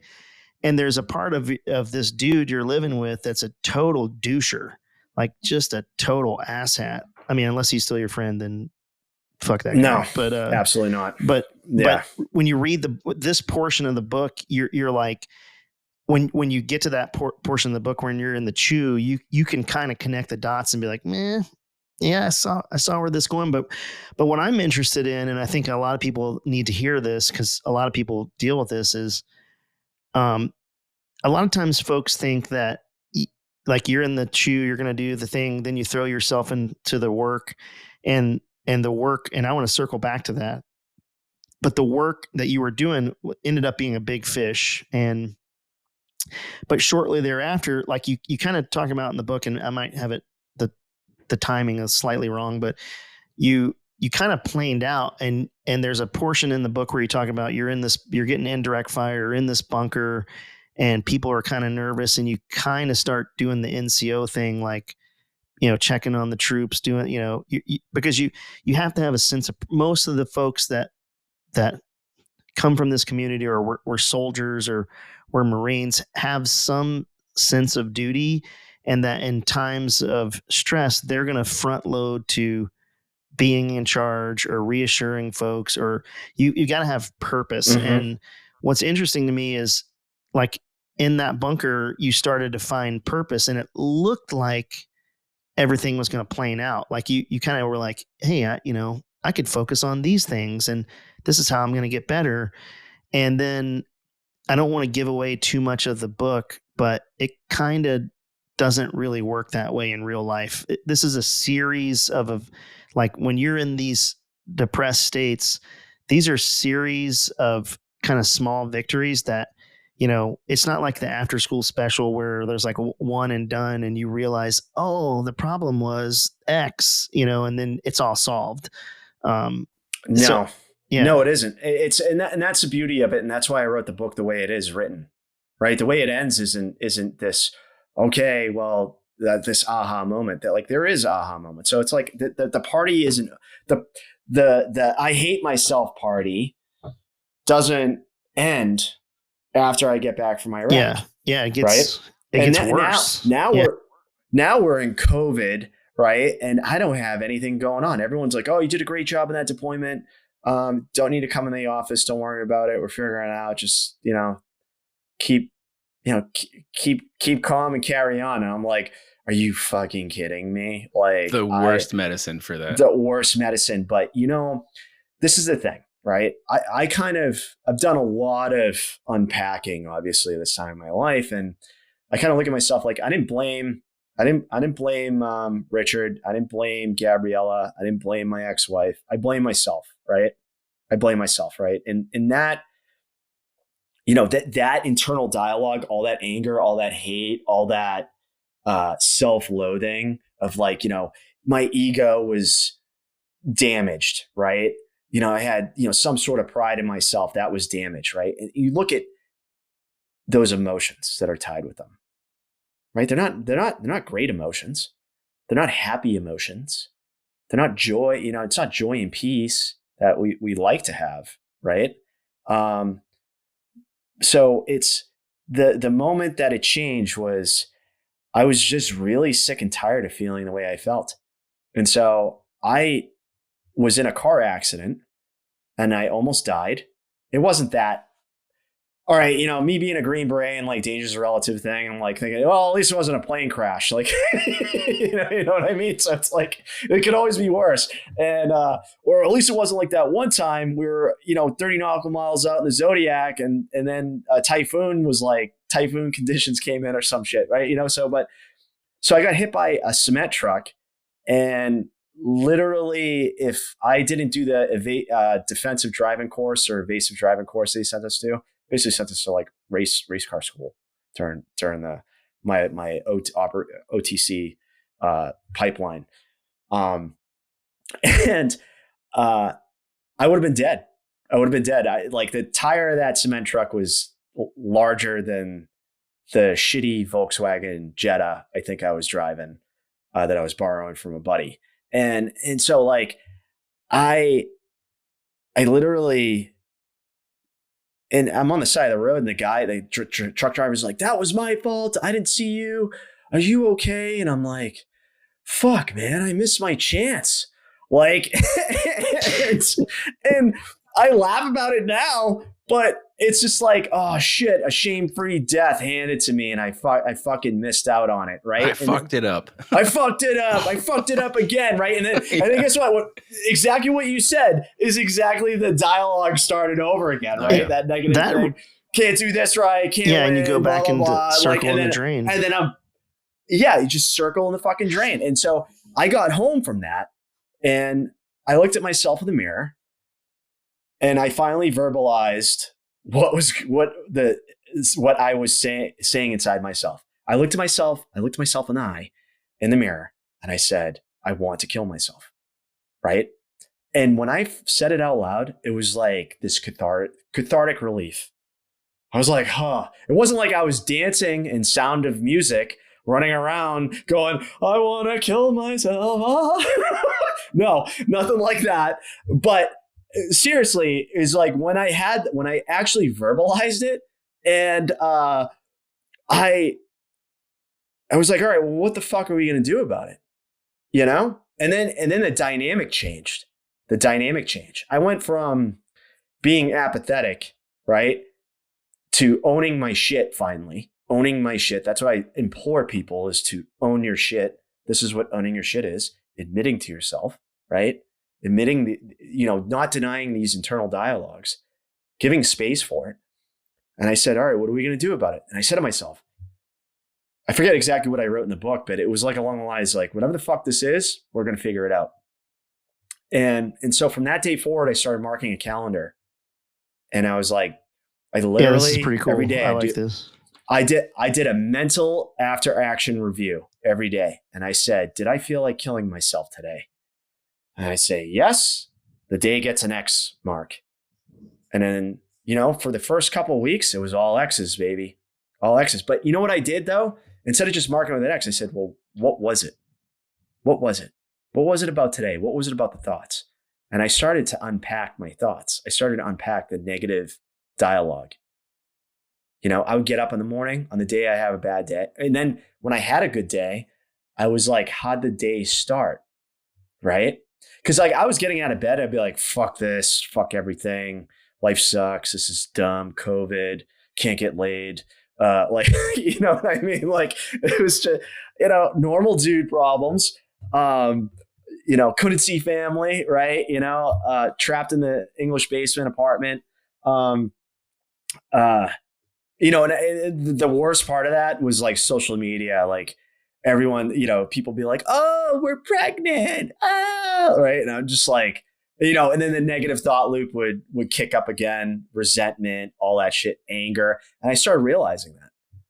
I was like, dude, the internal dialogue is what was causing right. And I started asking myself, why did I feel that way? Right. Why, what was it inside of me what was the why? Why was I tethering myself to all these emotions? Why did I allow myself in all those situations? I blame myself, which obviously is a good thing to do, I think. Because, everybody wants to be a fucking victim. There's no victims in this world. Come on.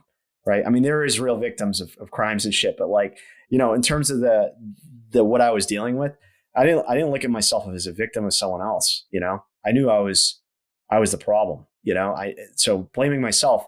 But you know, I started unpacking why, and I realized that one of my biggest problems, and this comes with the uniform too, is that my value was completely tethered to what other people thought of me. That totally tethered to. I think that's a very common military thing. You know, where they call it work role centrality, where your value as a human is tied to your vocation, and it's ultra prevalent in like special operations or in the pilot community. It's really bad. You know, you don't see that in like the CPA, you know, because nobody idolizes CPAs. I mean, they're cool. Well, I think part of that comes into, at least like before I joined the military, is my value, or my perceived value anyway, self-perceived value, wasn't much of anything. And then I find myself in a situation where I can excel, and the people around me kind of, I guess, see that or whatever, but find value in me. And now I'm a part of this community that I'm valued in, like legitimately, I think, anyway. And then, you know, you lose all that shit, and then you realize like, oh, I'm of no value again. And that's kind of how, at least for myself, that's how it started. Which I think that's what we were talking about before we started recording, was that we're, at least for me, and I'm probably speaking for Tyler here, but I think we've talked about this enough. I feel comfortable saying it, is, I'll let you know. Just correct me if I'm wrong. But we're at a point where we're trying to be like the anti-bro vets, but like, but it's weird because that's kind of who we are, and that's the circles we run in. So we're trying, you know, with this podcast and stuff, is we're figuring out our own shit. And just like you said, is you have to own your shit. And it's really interesting. You use those exact words that we had a guy on, Doug White. He's a former Tampa sheriff's deputy and lieutenant. And cool.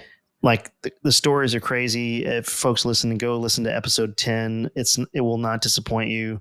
It is a kick in the nuts of human life. And it's he wrote a book, and literally his words were, you have to own your shit. And I think the quote he did is, when you own your shit, everything becomes really crystal clear and the path opens up. And the other thing, and I'm full disclosure, I know this and I don't do it, and I'm trying to do it, is you have to put the work in. Like you said, like doing a running AAR of your life, or like journaling. Like I know that I should probably be doing that, because some days I have good days, and other days just the littlest of tick-turdy shit will send me into outer space over totally. If you zoomed out on it, you'd be like, what?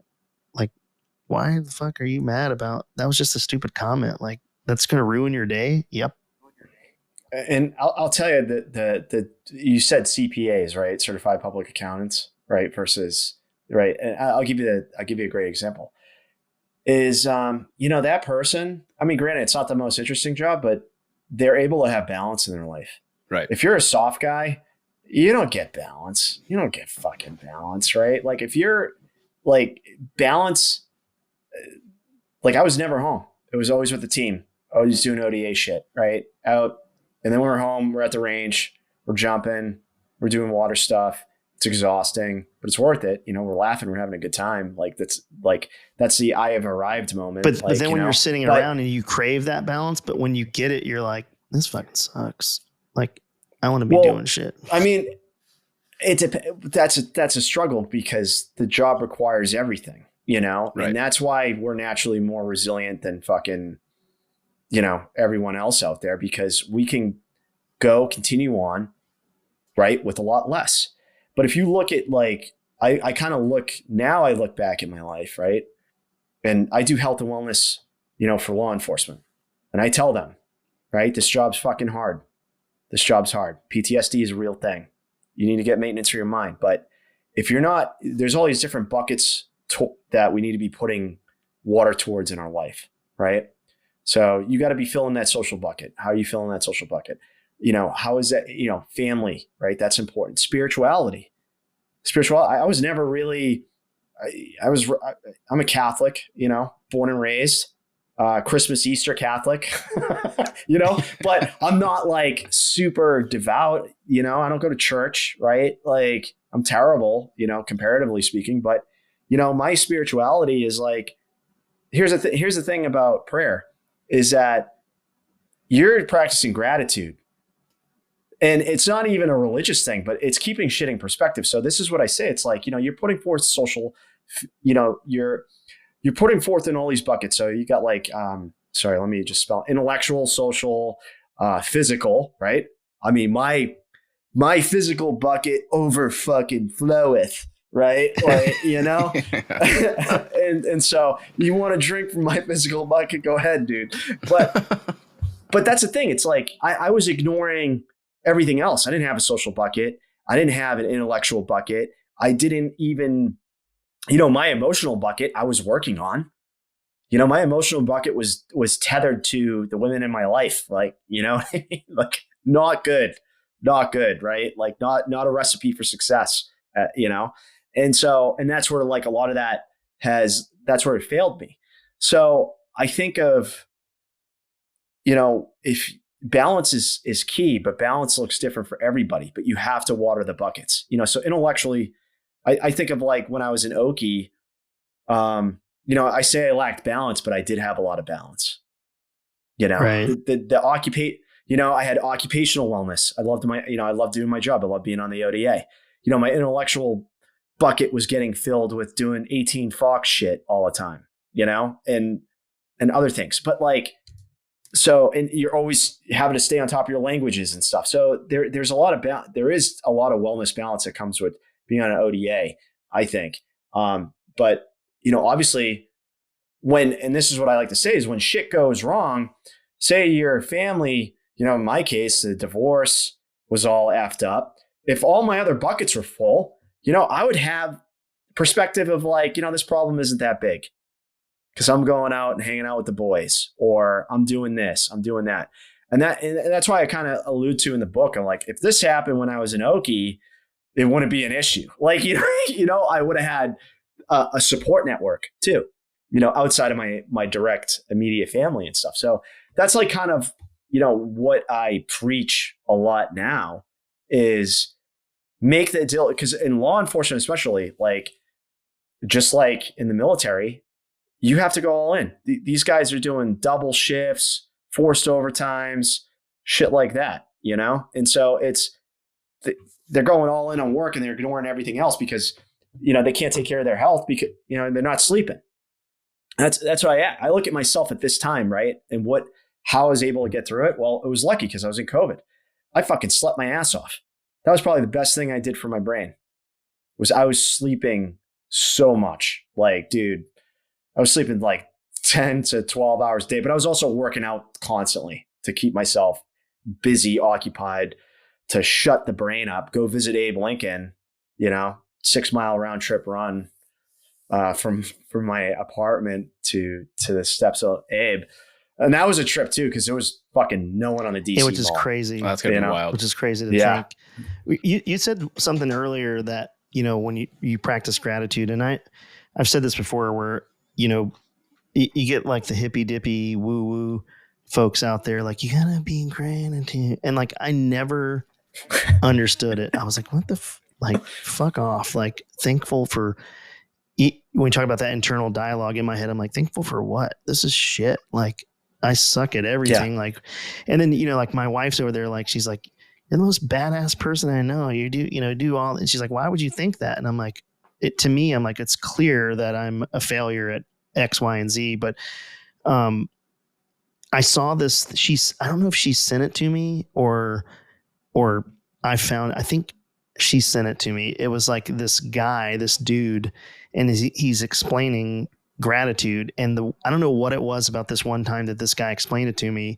is you physically can't be in two places at once, right? So if you're poo-poo face and shitting all over yourself all the time, it's impossible to be thankful for the things you have. But the flip side of that is, if you can find like a foothold into something to be thankful for, you cannot, when you're concentrating on that foothold about being thankful for the whatever, you can't be in a shitty mood because all your energy is going to being grateful for the thing you have.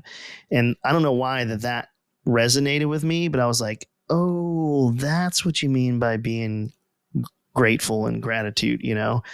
And so, and also Tyler and I talk about this a lot, that in that internal dialogue of you just shitting all over yourself. And a lot of that has to do with being in the military, because there is no like give me's. Everything you've got to earn, and every day you've got to earn your place on the team. And if you if you half step a little bit, or you let off the gas a little bit, maybe not right then, but somebody's going to call you out on it.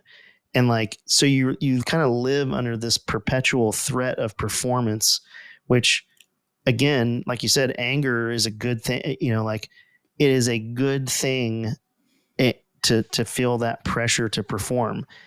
I don't know that it is, that you can sustain that over a long term. And I use guys that I know that like guys like you that did, you know, how long were you in? You got out after 13, 14 years? 13 years, 8 months. So you look at that compared with a guy that does 25, 30 years, the time difference for them to be resilient, to bounce back to who they really are, is a lot longer. And so what I tell guys now, when people are like, hey, what do you think about, retiring or getting out? And I start saying, look, all the financial planning and getting a job and resume, that shit's great. But you have to start working on who you were before you came in the military. And you need to figure out who you are, because you're going to be without a tribe, and you're going to be left like completely like, where the fuck am I? What am I doing? Who am I? And if you could kind of figure that, and I think the guys that get out, the shorter time you're in the Army, the easier it is, if that makes sense. I'm not making an excuse for the guys that have been in forever. I'm just saying, well, it takes a while to give up that civilian aspect of your life, and it takes longer than 4 years. So, there's a lot of people who come in for their initial enlistment for 4 to 6 years, and they don't ever really have both feet in. They still got one foot out the door, like, oh, I'm still going to do this. But I think when you cross like that 6 or 8 year threshold is when you've kind of given yourself over to the machine. Yeah. Yeah. You start to, yeah. And I was like super resistant. I was so resistant. And I saw myself like my last operational assignment, I was carte blanche working in New York City, dude. And that was probably the best thing I needed, because then I started getting glimpses of my former self.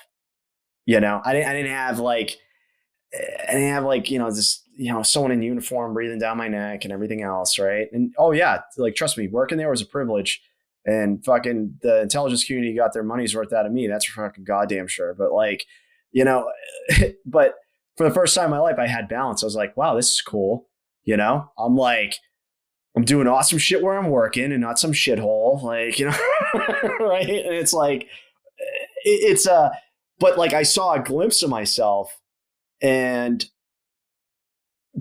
it was, that was when I was like, you know what, I think I'm getting out. Yeah.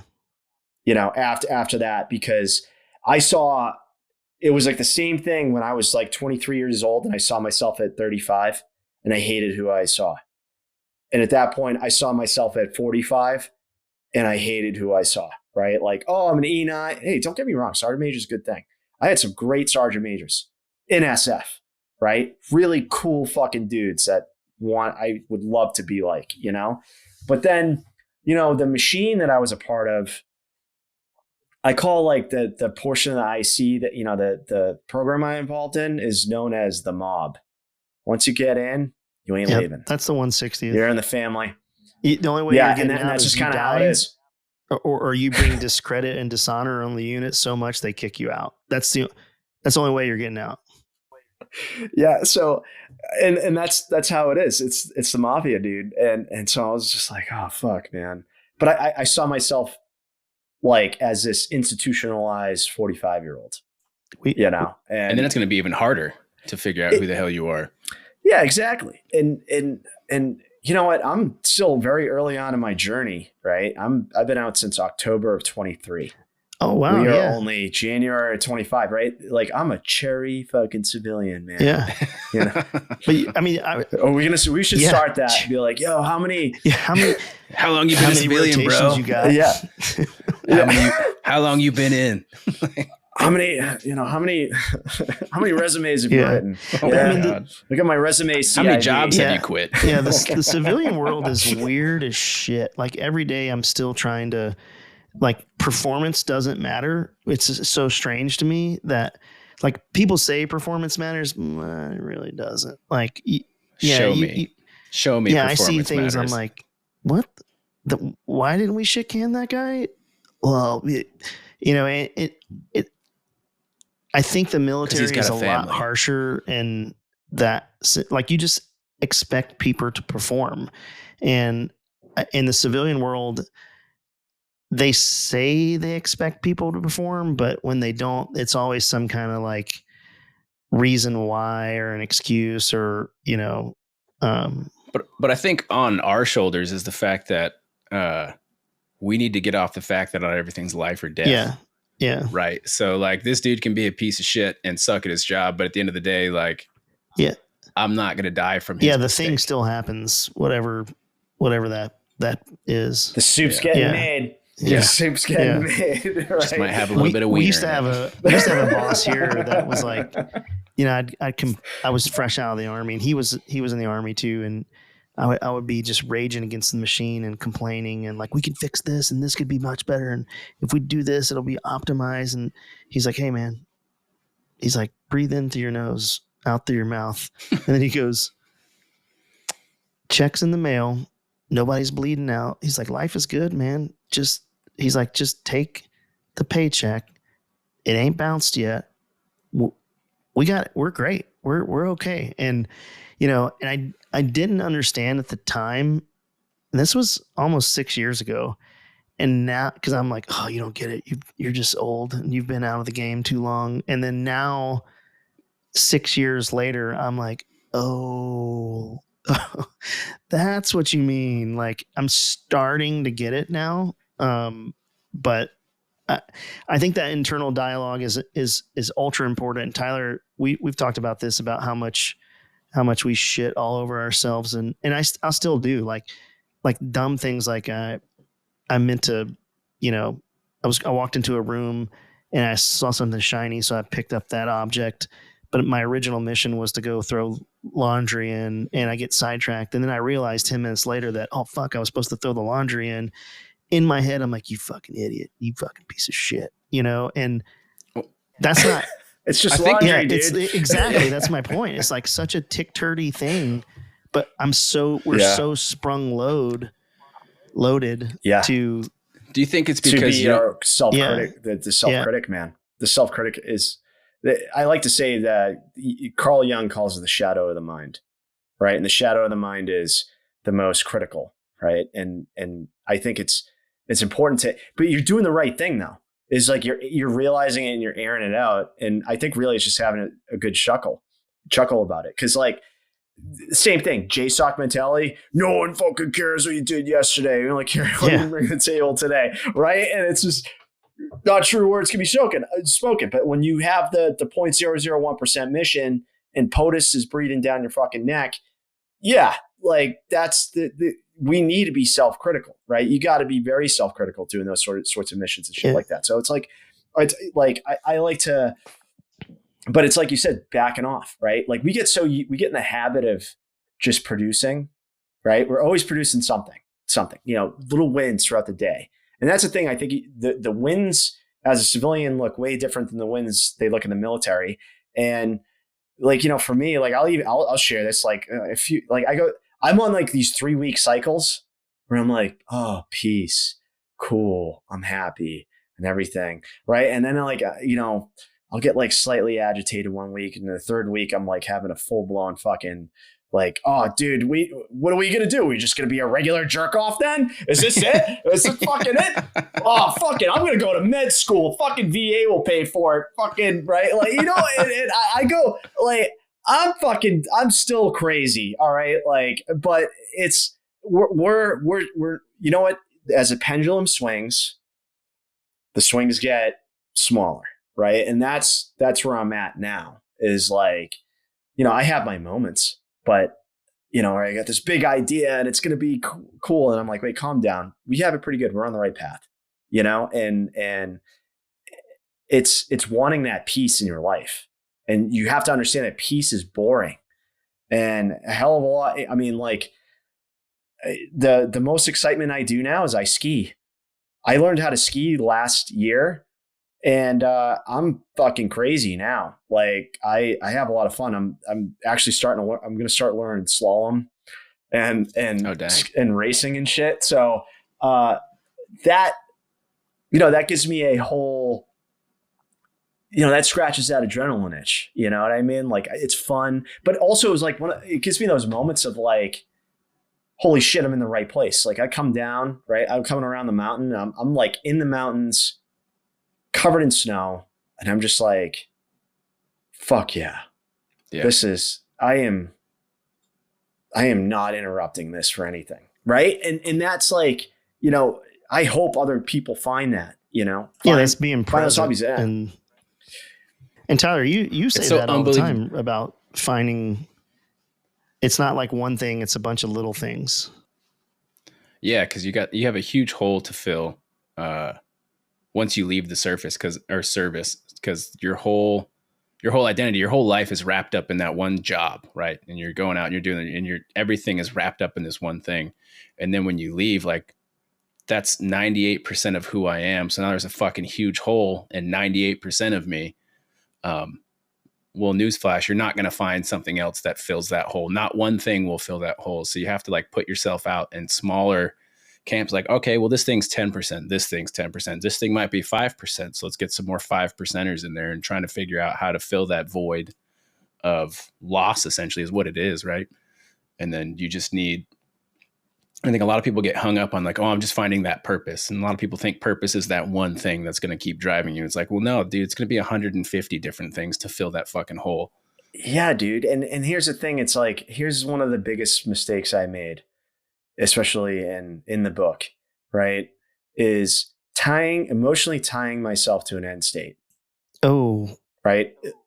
Light bulb just went on for me. Yeah, emotionally tying yourself to an end state, like life is life, man. Like who fucking cares? Just enjoy the ride, right? It doesn't have to be this. Oh, like no one dons a green beret and self-actualizes, right? It's just the beginning. It's not like when I graduated all my spy training, it wasn't 6-pack abs and I was just fucking immediately Jason Bourne or anything. Like no, fuck no. The job is anything, a whole lot of not that, right? But like,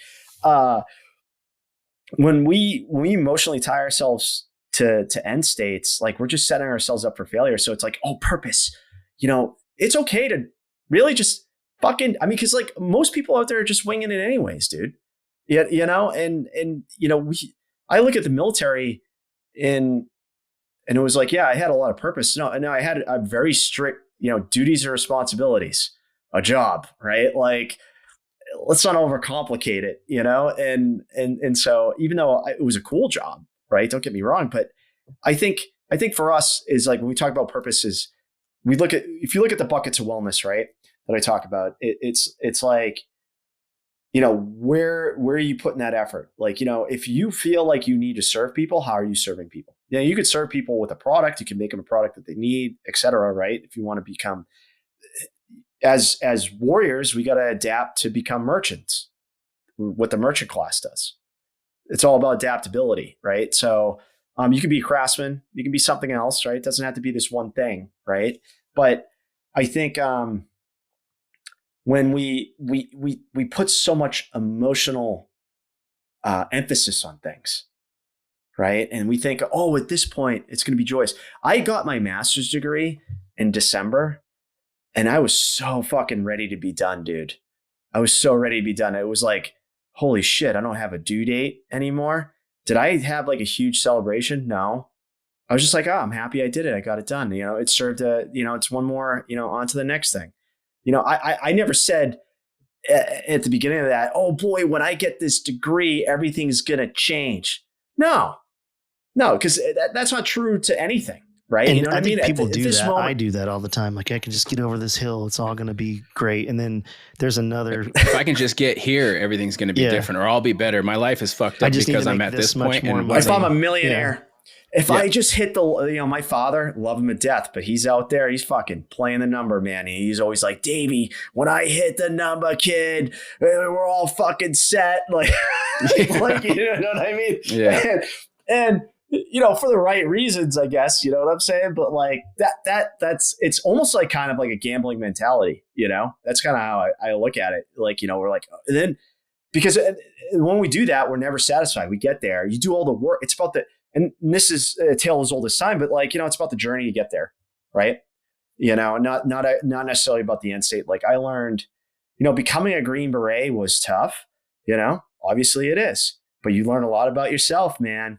And tying that back to the book, it's like, one of the quiet conversations I had with myself when I was in the depths of my despair, as a professional, as a professional sufferer of things, like, I mean, that's what it is. Like, we sign up to suffer shit and it was hard and we reveal weakness and we want to work on that. And we conquer that shit and we're stronger for it. I said to myself, I'm like, whatever the fuck, part of that was like, well, I'm going to be stronger for this, whatever the fuck this is. Right. And like, I took that awful, nasty, disgusting internal dialogue about myself. Right. And I said, I'm going to be stronger because of it. Right. Like, and granted, yeah, there is an end state with that, but and I was foolish at the time to think that there was an end state that I'll just be happy all the time. But the reality is that we feel a full gambit of emotions every day, all day long. I think that's what the whole the farce is of social media and in just media in general. That I grew up. I'm older than you guys, so I guess I'm by like a lot. I'm like Gen X, and the cakes, baby. Like So two things is. I think it's easier for the younger guys to be able to switch, because I'm assuming, and I don't know this, but I've heard is, when you guys were growing up, was it, I'm assuming it was normal for people to like, hey, get out there, get a job, stay for a couple years and move to this job. And like, that's kind of the norm now. When I was a kid, my parents are baby boomers, and like the goal was get a good job that you could stay 30 years at and get good insurance. And just, that the name of the game wasn't about you being happy. It was about getting a good job that you could provide for your family and give insurance and so on and so forth. And that came from their parents. And so, a lot of that I see now in guys, at least my age, my generation of guys, really struggle because, they did 20 something plus years in the military, and now they don't know who they are, and they're trying to kind of rectify that. And when you were talking about the wellness buckets, do you see that with the law enforcement guys that they struggle with? Because I'm assuming a lot of law enforcement stay in the same, police force, or even if they left the police force, they just go to another police force because it's their vocation. So it's not like you're going from IBM to Chevrolet, like completely different industries. Have you encountered that or anything like that with the law enforcement? Because they have it way harder than military guys. Because like, at least in the military, like you can deploy and then you've got to ride, a ship or a C-17 back home, and there's like some processing time there where as a cop you get in a gunfight and then like later on you're driving home because or you're doing a speeding ticket right next to the where someone died that you worked on. Right. Absolutely. I used to think it was strange that like I would be doing missions in Iraq or Afghanistan, and then like on a Friday we're hitting targets, and then on Saturday afternoon I'm in Germany, and Sunday I'm back in America going to Chuck E. Cheese with my kids. And like 48 hours ago, like shit was going off, and now Whole lot of murder. now I'm like, you want cheese pizza? You could do a I lot gotta of go murder wipe with a her butt minigun right now, like, and so I imagine it's just so much worse for cops and firemen and and heaven forbid those paramedics, because EMS, the paramedics they get paid shit. I mean, like shit. And then they're oftentimes the first on the scene, and then they've got to deal with it for like $15 an hour. I don't know if it might be more than that now, but it depends on where you live. But like, I know that where I live, like, so I work in a jail. I work in the jail, right? And I work with the corrections officers. And it is probably one of the worst jobs in law my enforcement, father-in-law hands was down. a corrections officer for a long time. I mean, because like you think about everyone you're dealing with, they're in the worst phase of their life, right? And so, for the wellness bucket thing, I'm very big on, creating space between you and the job, right? Like having other things to look forward to, load up your social calendar, right? Like because a lot of guys, like some people will just be banging overtimes, like just constantly crushing OT, right? And they make good money when they do it, but I'm like, hey, listen, like I had one kid come in my office, right? And so he comes in my office, he's like, I think I have PTSD. And I'm like, all right, let's talk about that. And this guy was just running fucking hard. He's never with his family. He has a long ass commute. And I'm like, I started like looking, like having him take a step back and holistically look at his life. I'm like, you make plenty of money doing this job. Money isn't the issue here. It's how you're spending your time outside of here. And he created a conversation inside himself. This is what I helped him discover, is that he created a conversation inside himself that he was making all these sacrifices for his family. But the reality is that his wife needed him fucking home, and he was like, well, I pick up extra details and I'm doing OTs. And I'm like, dude, have you ever just tried being a partner? Did you ever think of asking her that she just maybe wants you around more? Because I know you're picking up these things. There's other people, and there's a whole seniority thing. And in cops, law enforcement, they do this. They're the worst themselves about this, right? And he created this whole narrative that wasn't true. And he was like ready to fucking just crucify. He was like, I'm going to crucify myself to this cross for the sacrifices I'm making, And I was like, and I helped him realize that. And I was like, so what are we going to do? I was like, I'm not going to tell you what to do with your finances. That's up to you, man. But I think you should probably back off the OTs. They're still going to be there. Spend some time at home, man. Like, come in on your regular shifts, but I want you to like, be a father to your kids or whatever, be a husband to your wife, etc. And like, that's like a bulk of what I do, help people take a step back and look at it, because I mean, it's the same thing. I wish I had me as a friend, knowing what I know, like when I was in special forces, the intelligence community and stuff like that. And like, I have active duty guys that reach out to me that I talk to, and I tell them the same shit. I'm like, what's this look like? Oh, well, actually, I don't. I really just, I work and I go home and I play video games. Oh, all right. Well, we're gonna, like, why don't we try to, have something a little more to look forward to? Like, right now after this podcast, I am going to be fucking turning and burning, doing 90 miles an hour up to the ski mountain, man. Like, that's what's happening. Like, like, it's just you got to have hobbies, you got to have interests, you got to have stuff that's outside of work. That's the whole point. The thing with the wellness buckets is you have these different avenues in your life to pour water into. And I get it. Like, my dad's a boomer, right? 67. He graduated high school in 75. And the three things he had in high school, he had the best woman, which was my mom, the best cars, and the best weed. Right. And he's been a construction worker for 45 plus years. This is what he's done. And he still works like a donkey every day. And he's like, I don't know what to do. I can't stop working. But he does enjoy his job. He's with the boys all day. They're Right now, they're probably doing a house somewhere and they're making fun of each other, giving each other shit. And then afterwards, they're going to have a couple beers. And I'm like, dude, you can't, like, you have this, people your age don't have as many friends as you do. Yeah. You know what I mean? Like, he has this whole, he's talking about like, oh, I'm going to sell the house. I'm going to go down to North Carolina and I'm going to work in South Carolina. I'm going to be the Home Depot guy. I'm like, yeah, but who do you know down there? No one.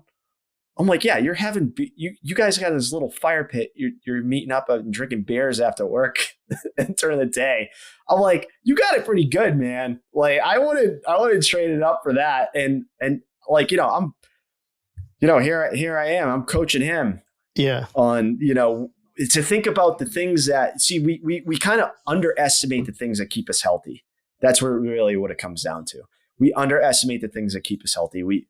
I feel like society has, you know, it's terrible what the health industry has become, right? And that we're just like, pill for this, pill for that, pill for that. It, you know, and a lot of times everyone's like, I'm depressed. And I'm like, well, what's your sleep like? Sucks because I'm depressed. Well, what are you doing before bed? I'm on my phone for 3 fucking hours. Oh, all right. Well, and a bag of Doritos later. Or not maybe, working out. You know, I mean, like, they're all the classic symptoms of, you know, and this is one of those where the Army and my wife are always right. Like, what do they tell you in the Army? Fucking drink water. Like, drink water, change your socks. Like, a lot of the modern ailments are like, put the phone down, go for a run or go to the gym. Like, I'll be having a shit day and I'll go to the gym and like, I come out of there like 100, like it's like powered up. And, you know, of course there's endorphins from lifting weights or doing whatever, but like my mood it's a noticeable shift. And so, you know, for the folks that are listening to this, that are feeling like shit and everything that we've talked about, it's going to resonate with somebody. There's somebody out there listening to this podcast. They're like, yes, drink some water, go to the gym, you know, baby steps. Like, you don't have to go and crush it. Go in there and just fucking do something. Just go see the sun. Get a small victory, dude. like touch grass. Yeah. Like that's go outside and touch some grass. And I know it sounds like kind of condescending, but it's just, I look at myself when I was in depths of my despair. My discipline saved me. You know, I kept working out because I always felt better after I worked out. I always had a good internal conversation.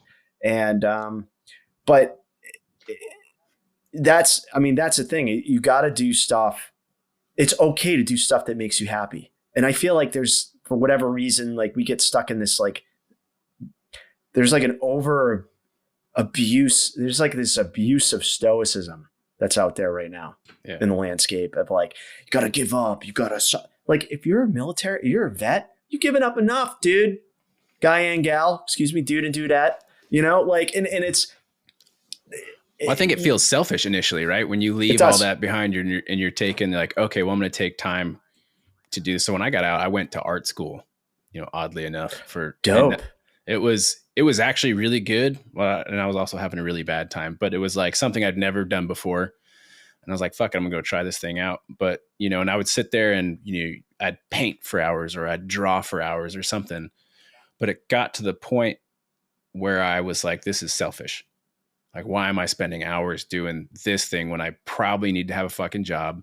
I need to stop being a liability for the family and I need to provide something useful other than fucking terrible art. That's beauty's in the eye of the beholder, my friend. Well, no, some shit's just shitty. Well, I mean, and we were talking about that at the beginning. Like, it's hard coming from the military background. Some dudes do a really good job of it, but a lot of folks, I think, Dave, you were saying this, is it's hard to like self-promote because we come from a community where it's quiet professionals. And there's a difference between, and people, you can see them on social media. There's the dudes out there that are throwing their military terms around and like, that's the only thing they hang their hat on. And that's their whole personality. And it's like war story after war story. And like, but there's no real substance there. It's like entertaining the folks that didn't come from that community. Like, they're living vicariously through that guy, but they're just leaving out all the shit that comes with it. And there's a fuck ton of shit that comes with this. And so I think part of, of what we've got to do a better job of is trying to find that middle ground and be a little bit easier on ourselves of saying like, hey, I'm Dave Fielding and I wrote a book and I would really like if you bought it, like that, you know what I mean? And that's okay. It's okay to share your stuff with the world because, the book can help folks. Here's me holding up the book. And I just fucking love it. I feel like I want to get and this. that's the book that you wrote. Yeah, the book that Dave wrote. What did I say? No, nothing. I was just helping promote because. We're doing it for you. You don't have to worry about it right now. We got it for you on this one. So, did you buy the book yet? Buy it right now. Yeah, and if you haven't bought it, you need to buy it. And if you don't buy it, then you're kind of an asshole. You're a total dick.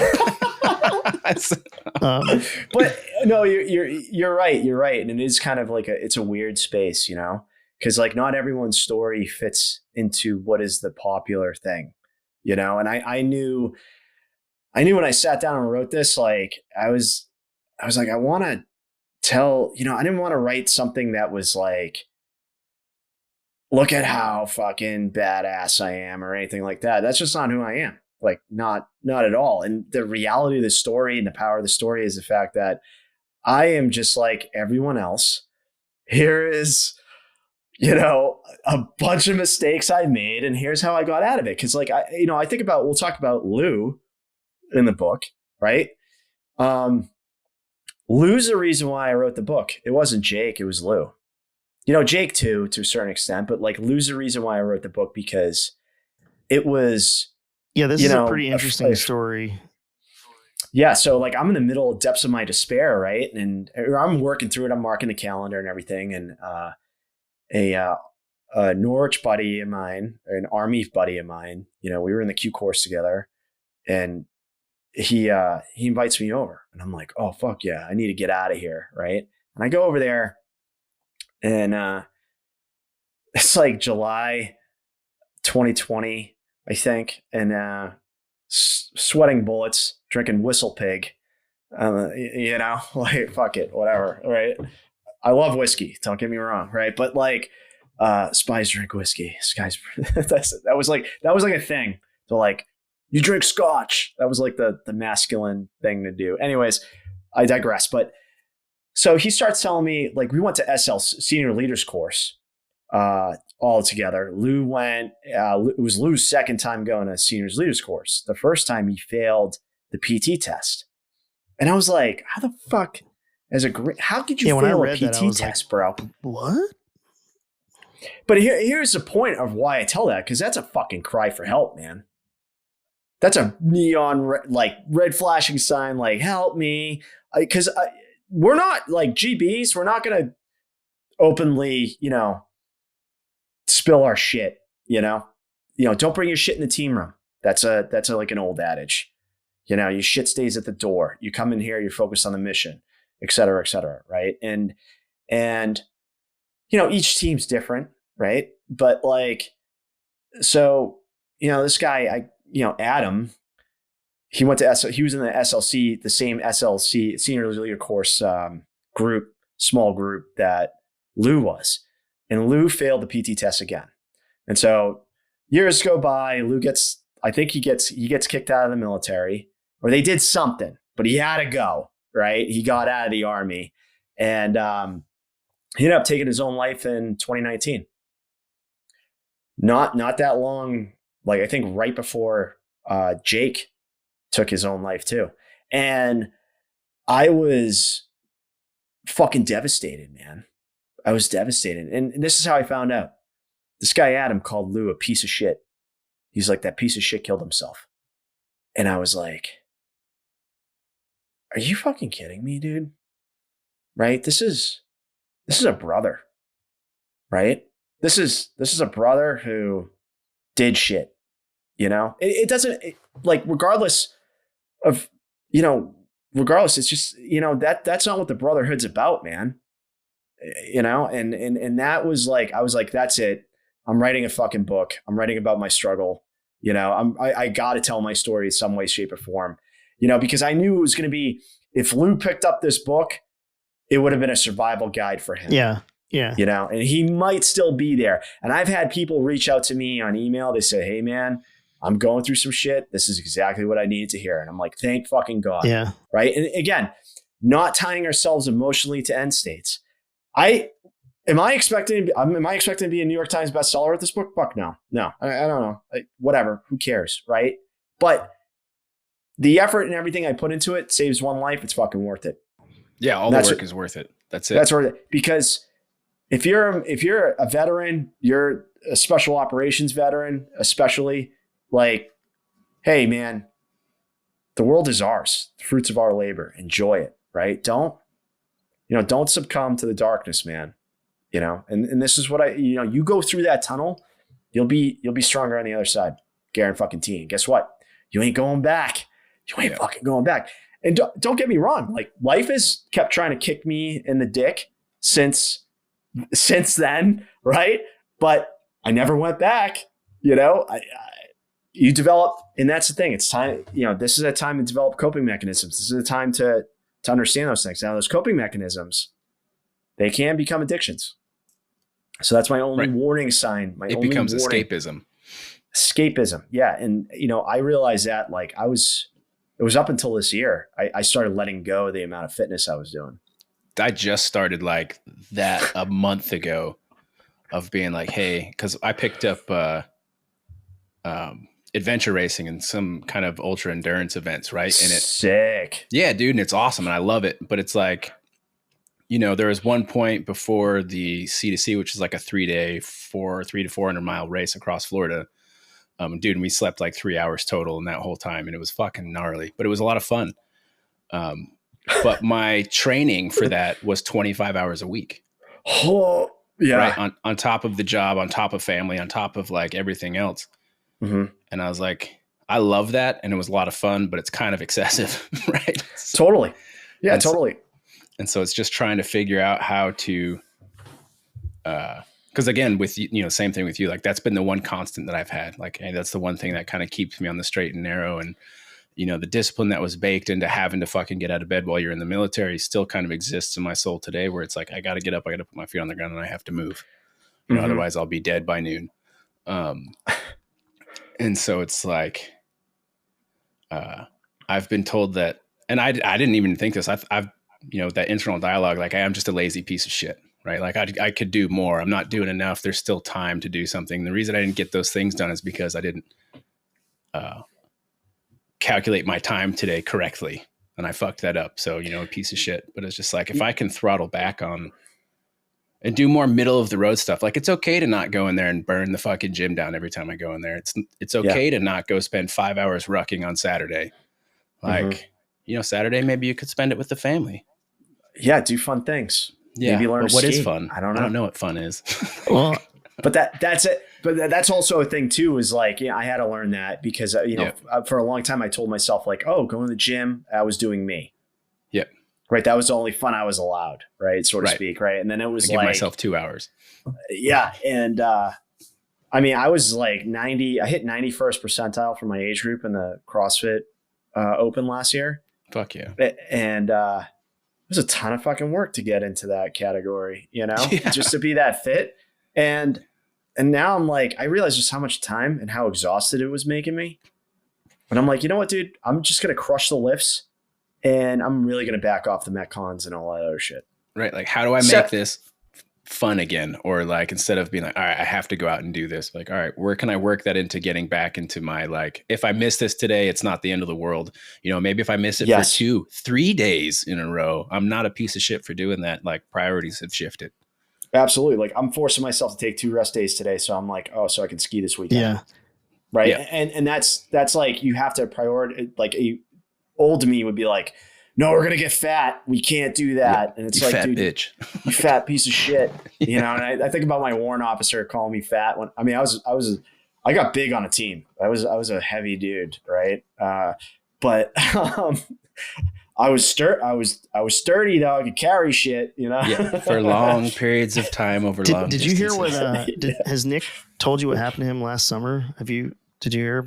I'm not gonna. He might not want me to tell everybody this, but it was it was CrossFit related. Send it. So Definitely an yeah, injury. it was a significant thing, and I think for him, that was a moment he was like, okay, I need to back off a little bit. So with that all being said, the best place for people to buy the book is Amazon, or where's your preferred? Amazon. You can get it. You can get it on. You can get the paperback, hardcover. There's a couple sites that hardcovers on. Audiobook. It's available like everywhere for the audiobook. Who does the narration? Do you do it or somebody else? I do. I do the narration. I wish Nice. I would have got the audiobook then. You still can. You still can. But it's you can rent it, you can buy it, you can, for the audiobook. I didn't win an Audie. I put in for it, best narration by author. I guess they didn't care too much for me, but I think I like the audiobook because then you get my personality. Yeah, that's what I was saying. You can probably really feel, because you wrote it and you know what you're talking about, Yeah. And, I have some fun with it in there. But yeah, I mean, it's available on Amazon. Leave me a review. If you pick up the book, thank you so much. I really appreciate it. It's helping me help others, Absolutely. Yeah, I think that's what it's all about. So folks, if I'll have in the show notes, we'll have the QR code that'll send you right there. And then for the folks that are watching this on video at the end of the episode, we'll put up a QR code. You can just scan it right from your computer and buy the book. You can find Dave on Instagram at davefielding.dol. He's on X, same handle on X at davefieldingdol, and on LinkedIn, Dave-M-Fielding. So check him out on the socials, and you can go to davefielding.com and you can go right to his website there, which is it's pretty cool. I love the cover of the book, man. I love what you're doing. I think it's a super impactful thing, and it's me. Somebody's going to get something out of it. You're helping folks, and I think we kind of have the same mission as Tyler and I. Don't really do this to get rich. I wish we were, though. It'd be a cool side effect, but again, it'd be a lot cooler. Yeah. But we'll get a text or an email from somebody saying like, "Hey man, I listened to episode whatever, and I really resonated with me." And so if you're out there listening, if you have any comments, please comment on the episode. If you liked it, if you didn't like it, if you have any ideas for the show, you can email us at info@aloneandunafraid.org. And we also, our new website's is going to be up by the time this comes out. It'll be up. It'll have the nonprofits that we partner with for anything. So Dave, if you have any nonprofits that you want to pitch, throw them out there. We should put a book. We'll put a book list on there too. That's a good idea. Yeah, we're gonna put a book list. Can we link to your book? Yeah. Absolutely. No, I really appreciate it. Yeah, we'll put. Thank you. That way, my mom can see it. Yeah. Sick. Yeah. So, I'll give her a signed copy. Dude, she'd love it. Yeah. So your mom's in Vermont, right? Yeah. Yeah. So, but yeah, man. Dude, I know you got to get on the road to go skiing, which it's is muy importante. It's like 75 here in Florida. So we had a cold snap recently where I think the high was like 55. I saw that. It was ridiculous. Yeah, it got way down in the 50s. People are dying. Yeah. We're canceling freeze warnings. Stuff. I was like, we're not even close to freezing temperatures. Like, yeah, but your pipes are going to burst. It's like, that's not how that works. No, it needs to be a lot cooler than that. I mean, I was out skiing in the negatives. Like, I trimmed my beard, and that was like the biggest mistake I did because I'm like, oh my God, my fur. I'm alone. I'm so naked. It's so naked. My face is naked. Dude, speaking of beards, like I stopped shaving when I got out of the Army, and then I had shaved like once. I've shaved 3 times since I got out of the Army, and the last time was recently. My wife was like, "Hey, I just I need to see your face again. I can't do the beard and because it's all white. And so I shaved and I look like 10 years younger. But have you ever heard of why the whole point of men having beards, like the genetic reason behind it? Do you guys know this? You ever heard this? No. They said, like, if you look at, like, I mean, I'm sure you can't really see pictures, but drawings and stuff in like the medieval times and back in the day, a lot of guys had beards, obviously because facial hair grows, but there's real science behind the beard actually is padding when you get punched. Like the people that have punchable faces are they did this study that who has a punchable face, and the people that didn't have beards were more punchable to the people who, like, they'd show two pictures of like a dude with a Viking beard and then a dude that looked like with like a hipster hat on with no beard. And they're like, that dude's more punchable. Instant punch like, in the face. And all the clean shaven guys had more punchable faces than the beard guys. And then the science behind it was like that the beard actually absorbs impacts from combat, that like over millennia, that's why men.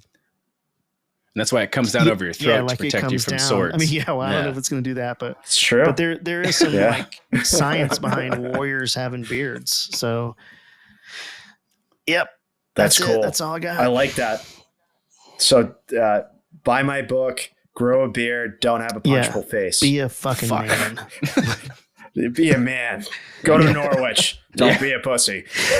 My son, we were talking about military colleges, and he's really interested in the Citadel. And I was like, well, there's the Citadel, there's VMI, there's Norwich.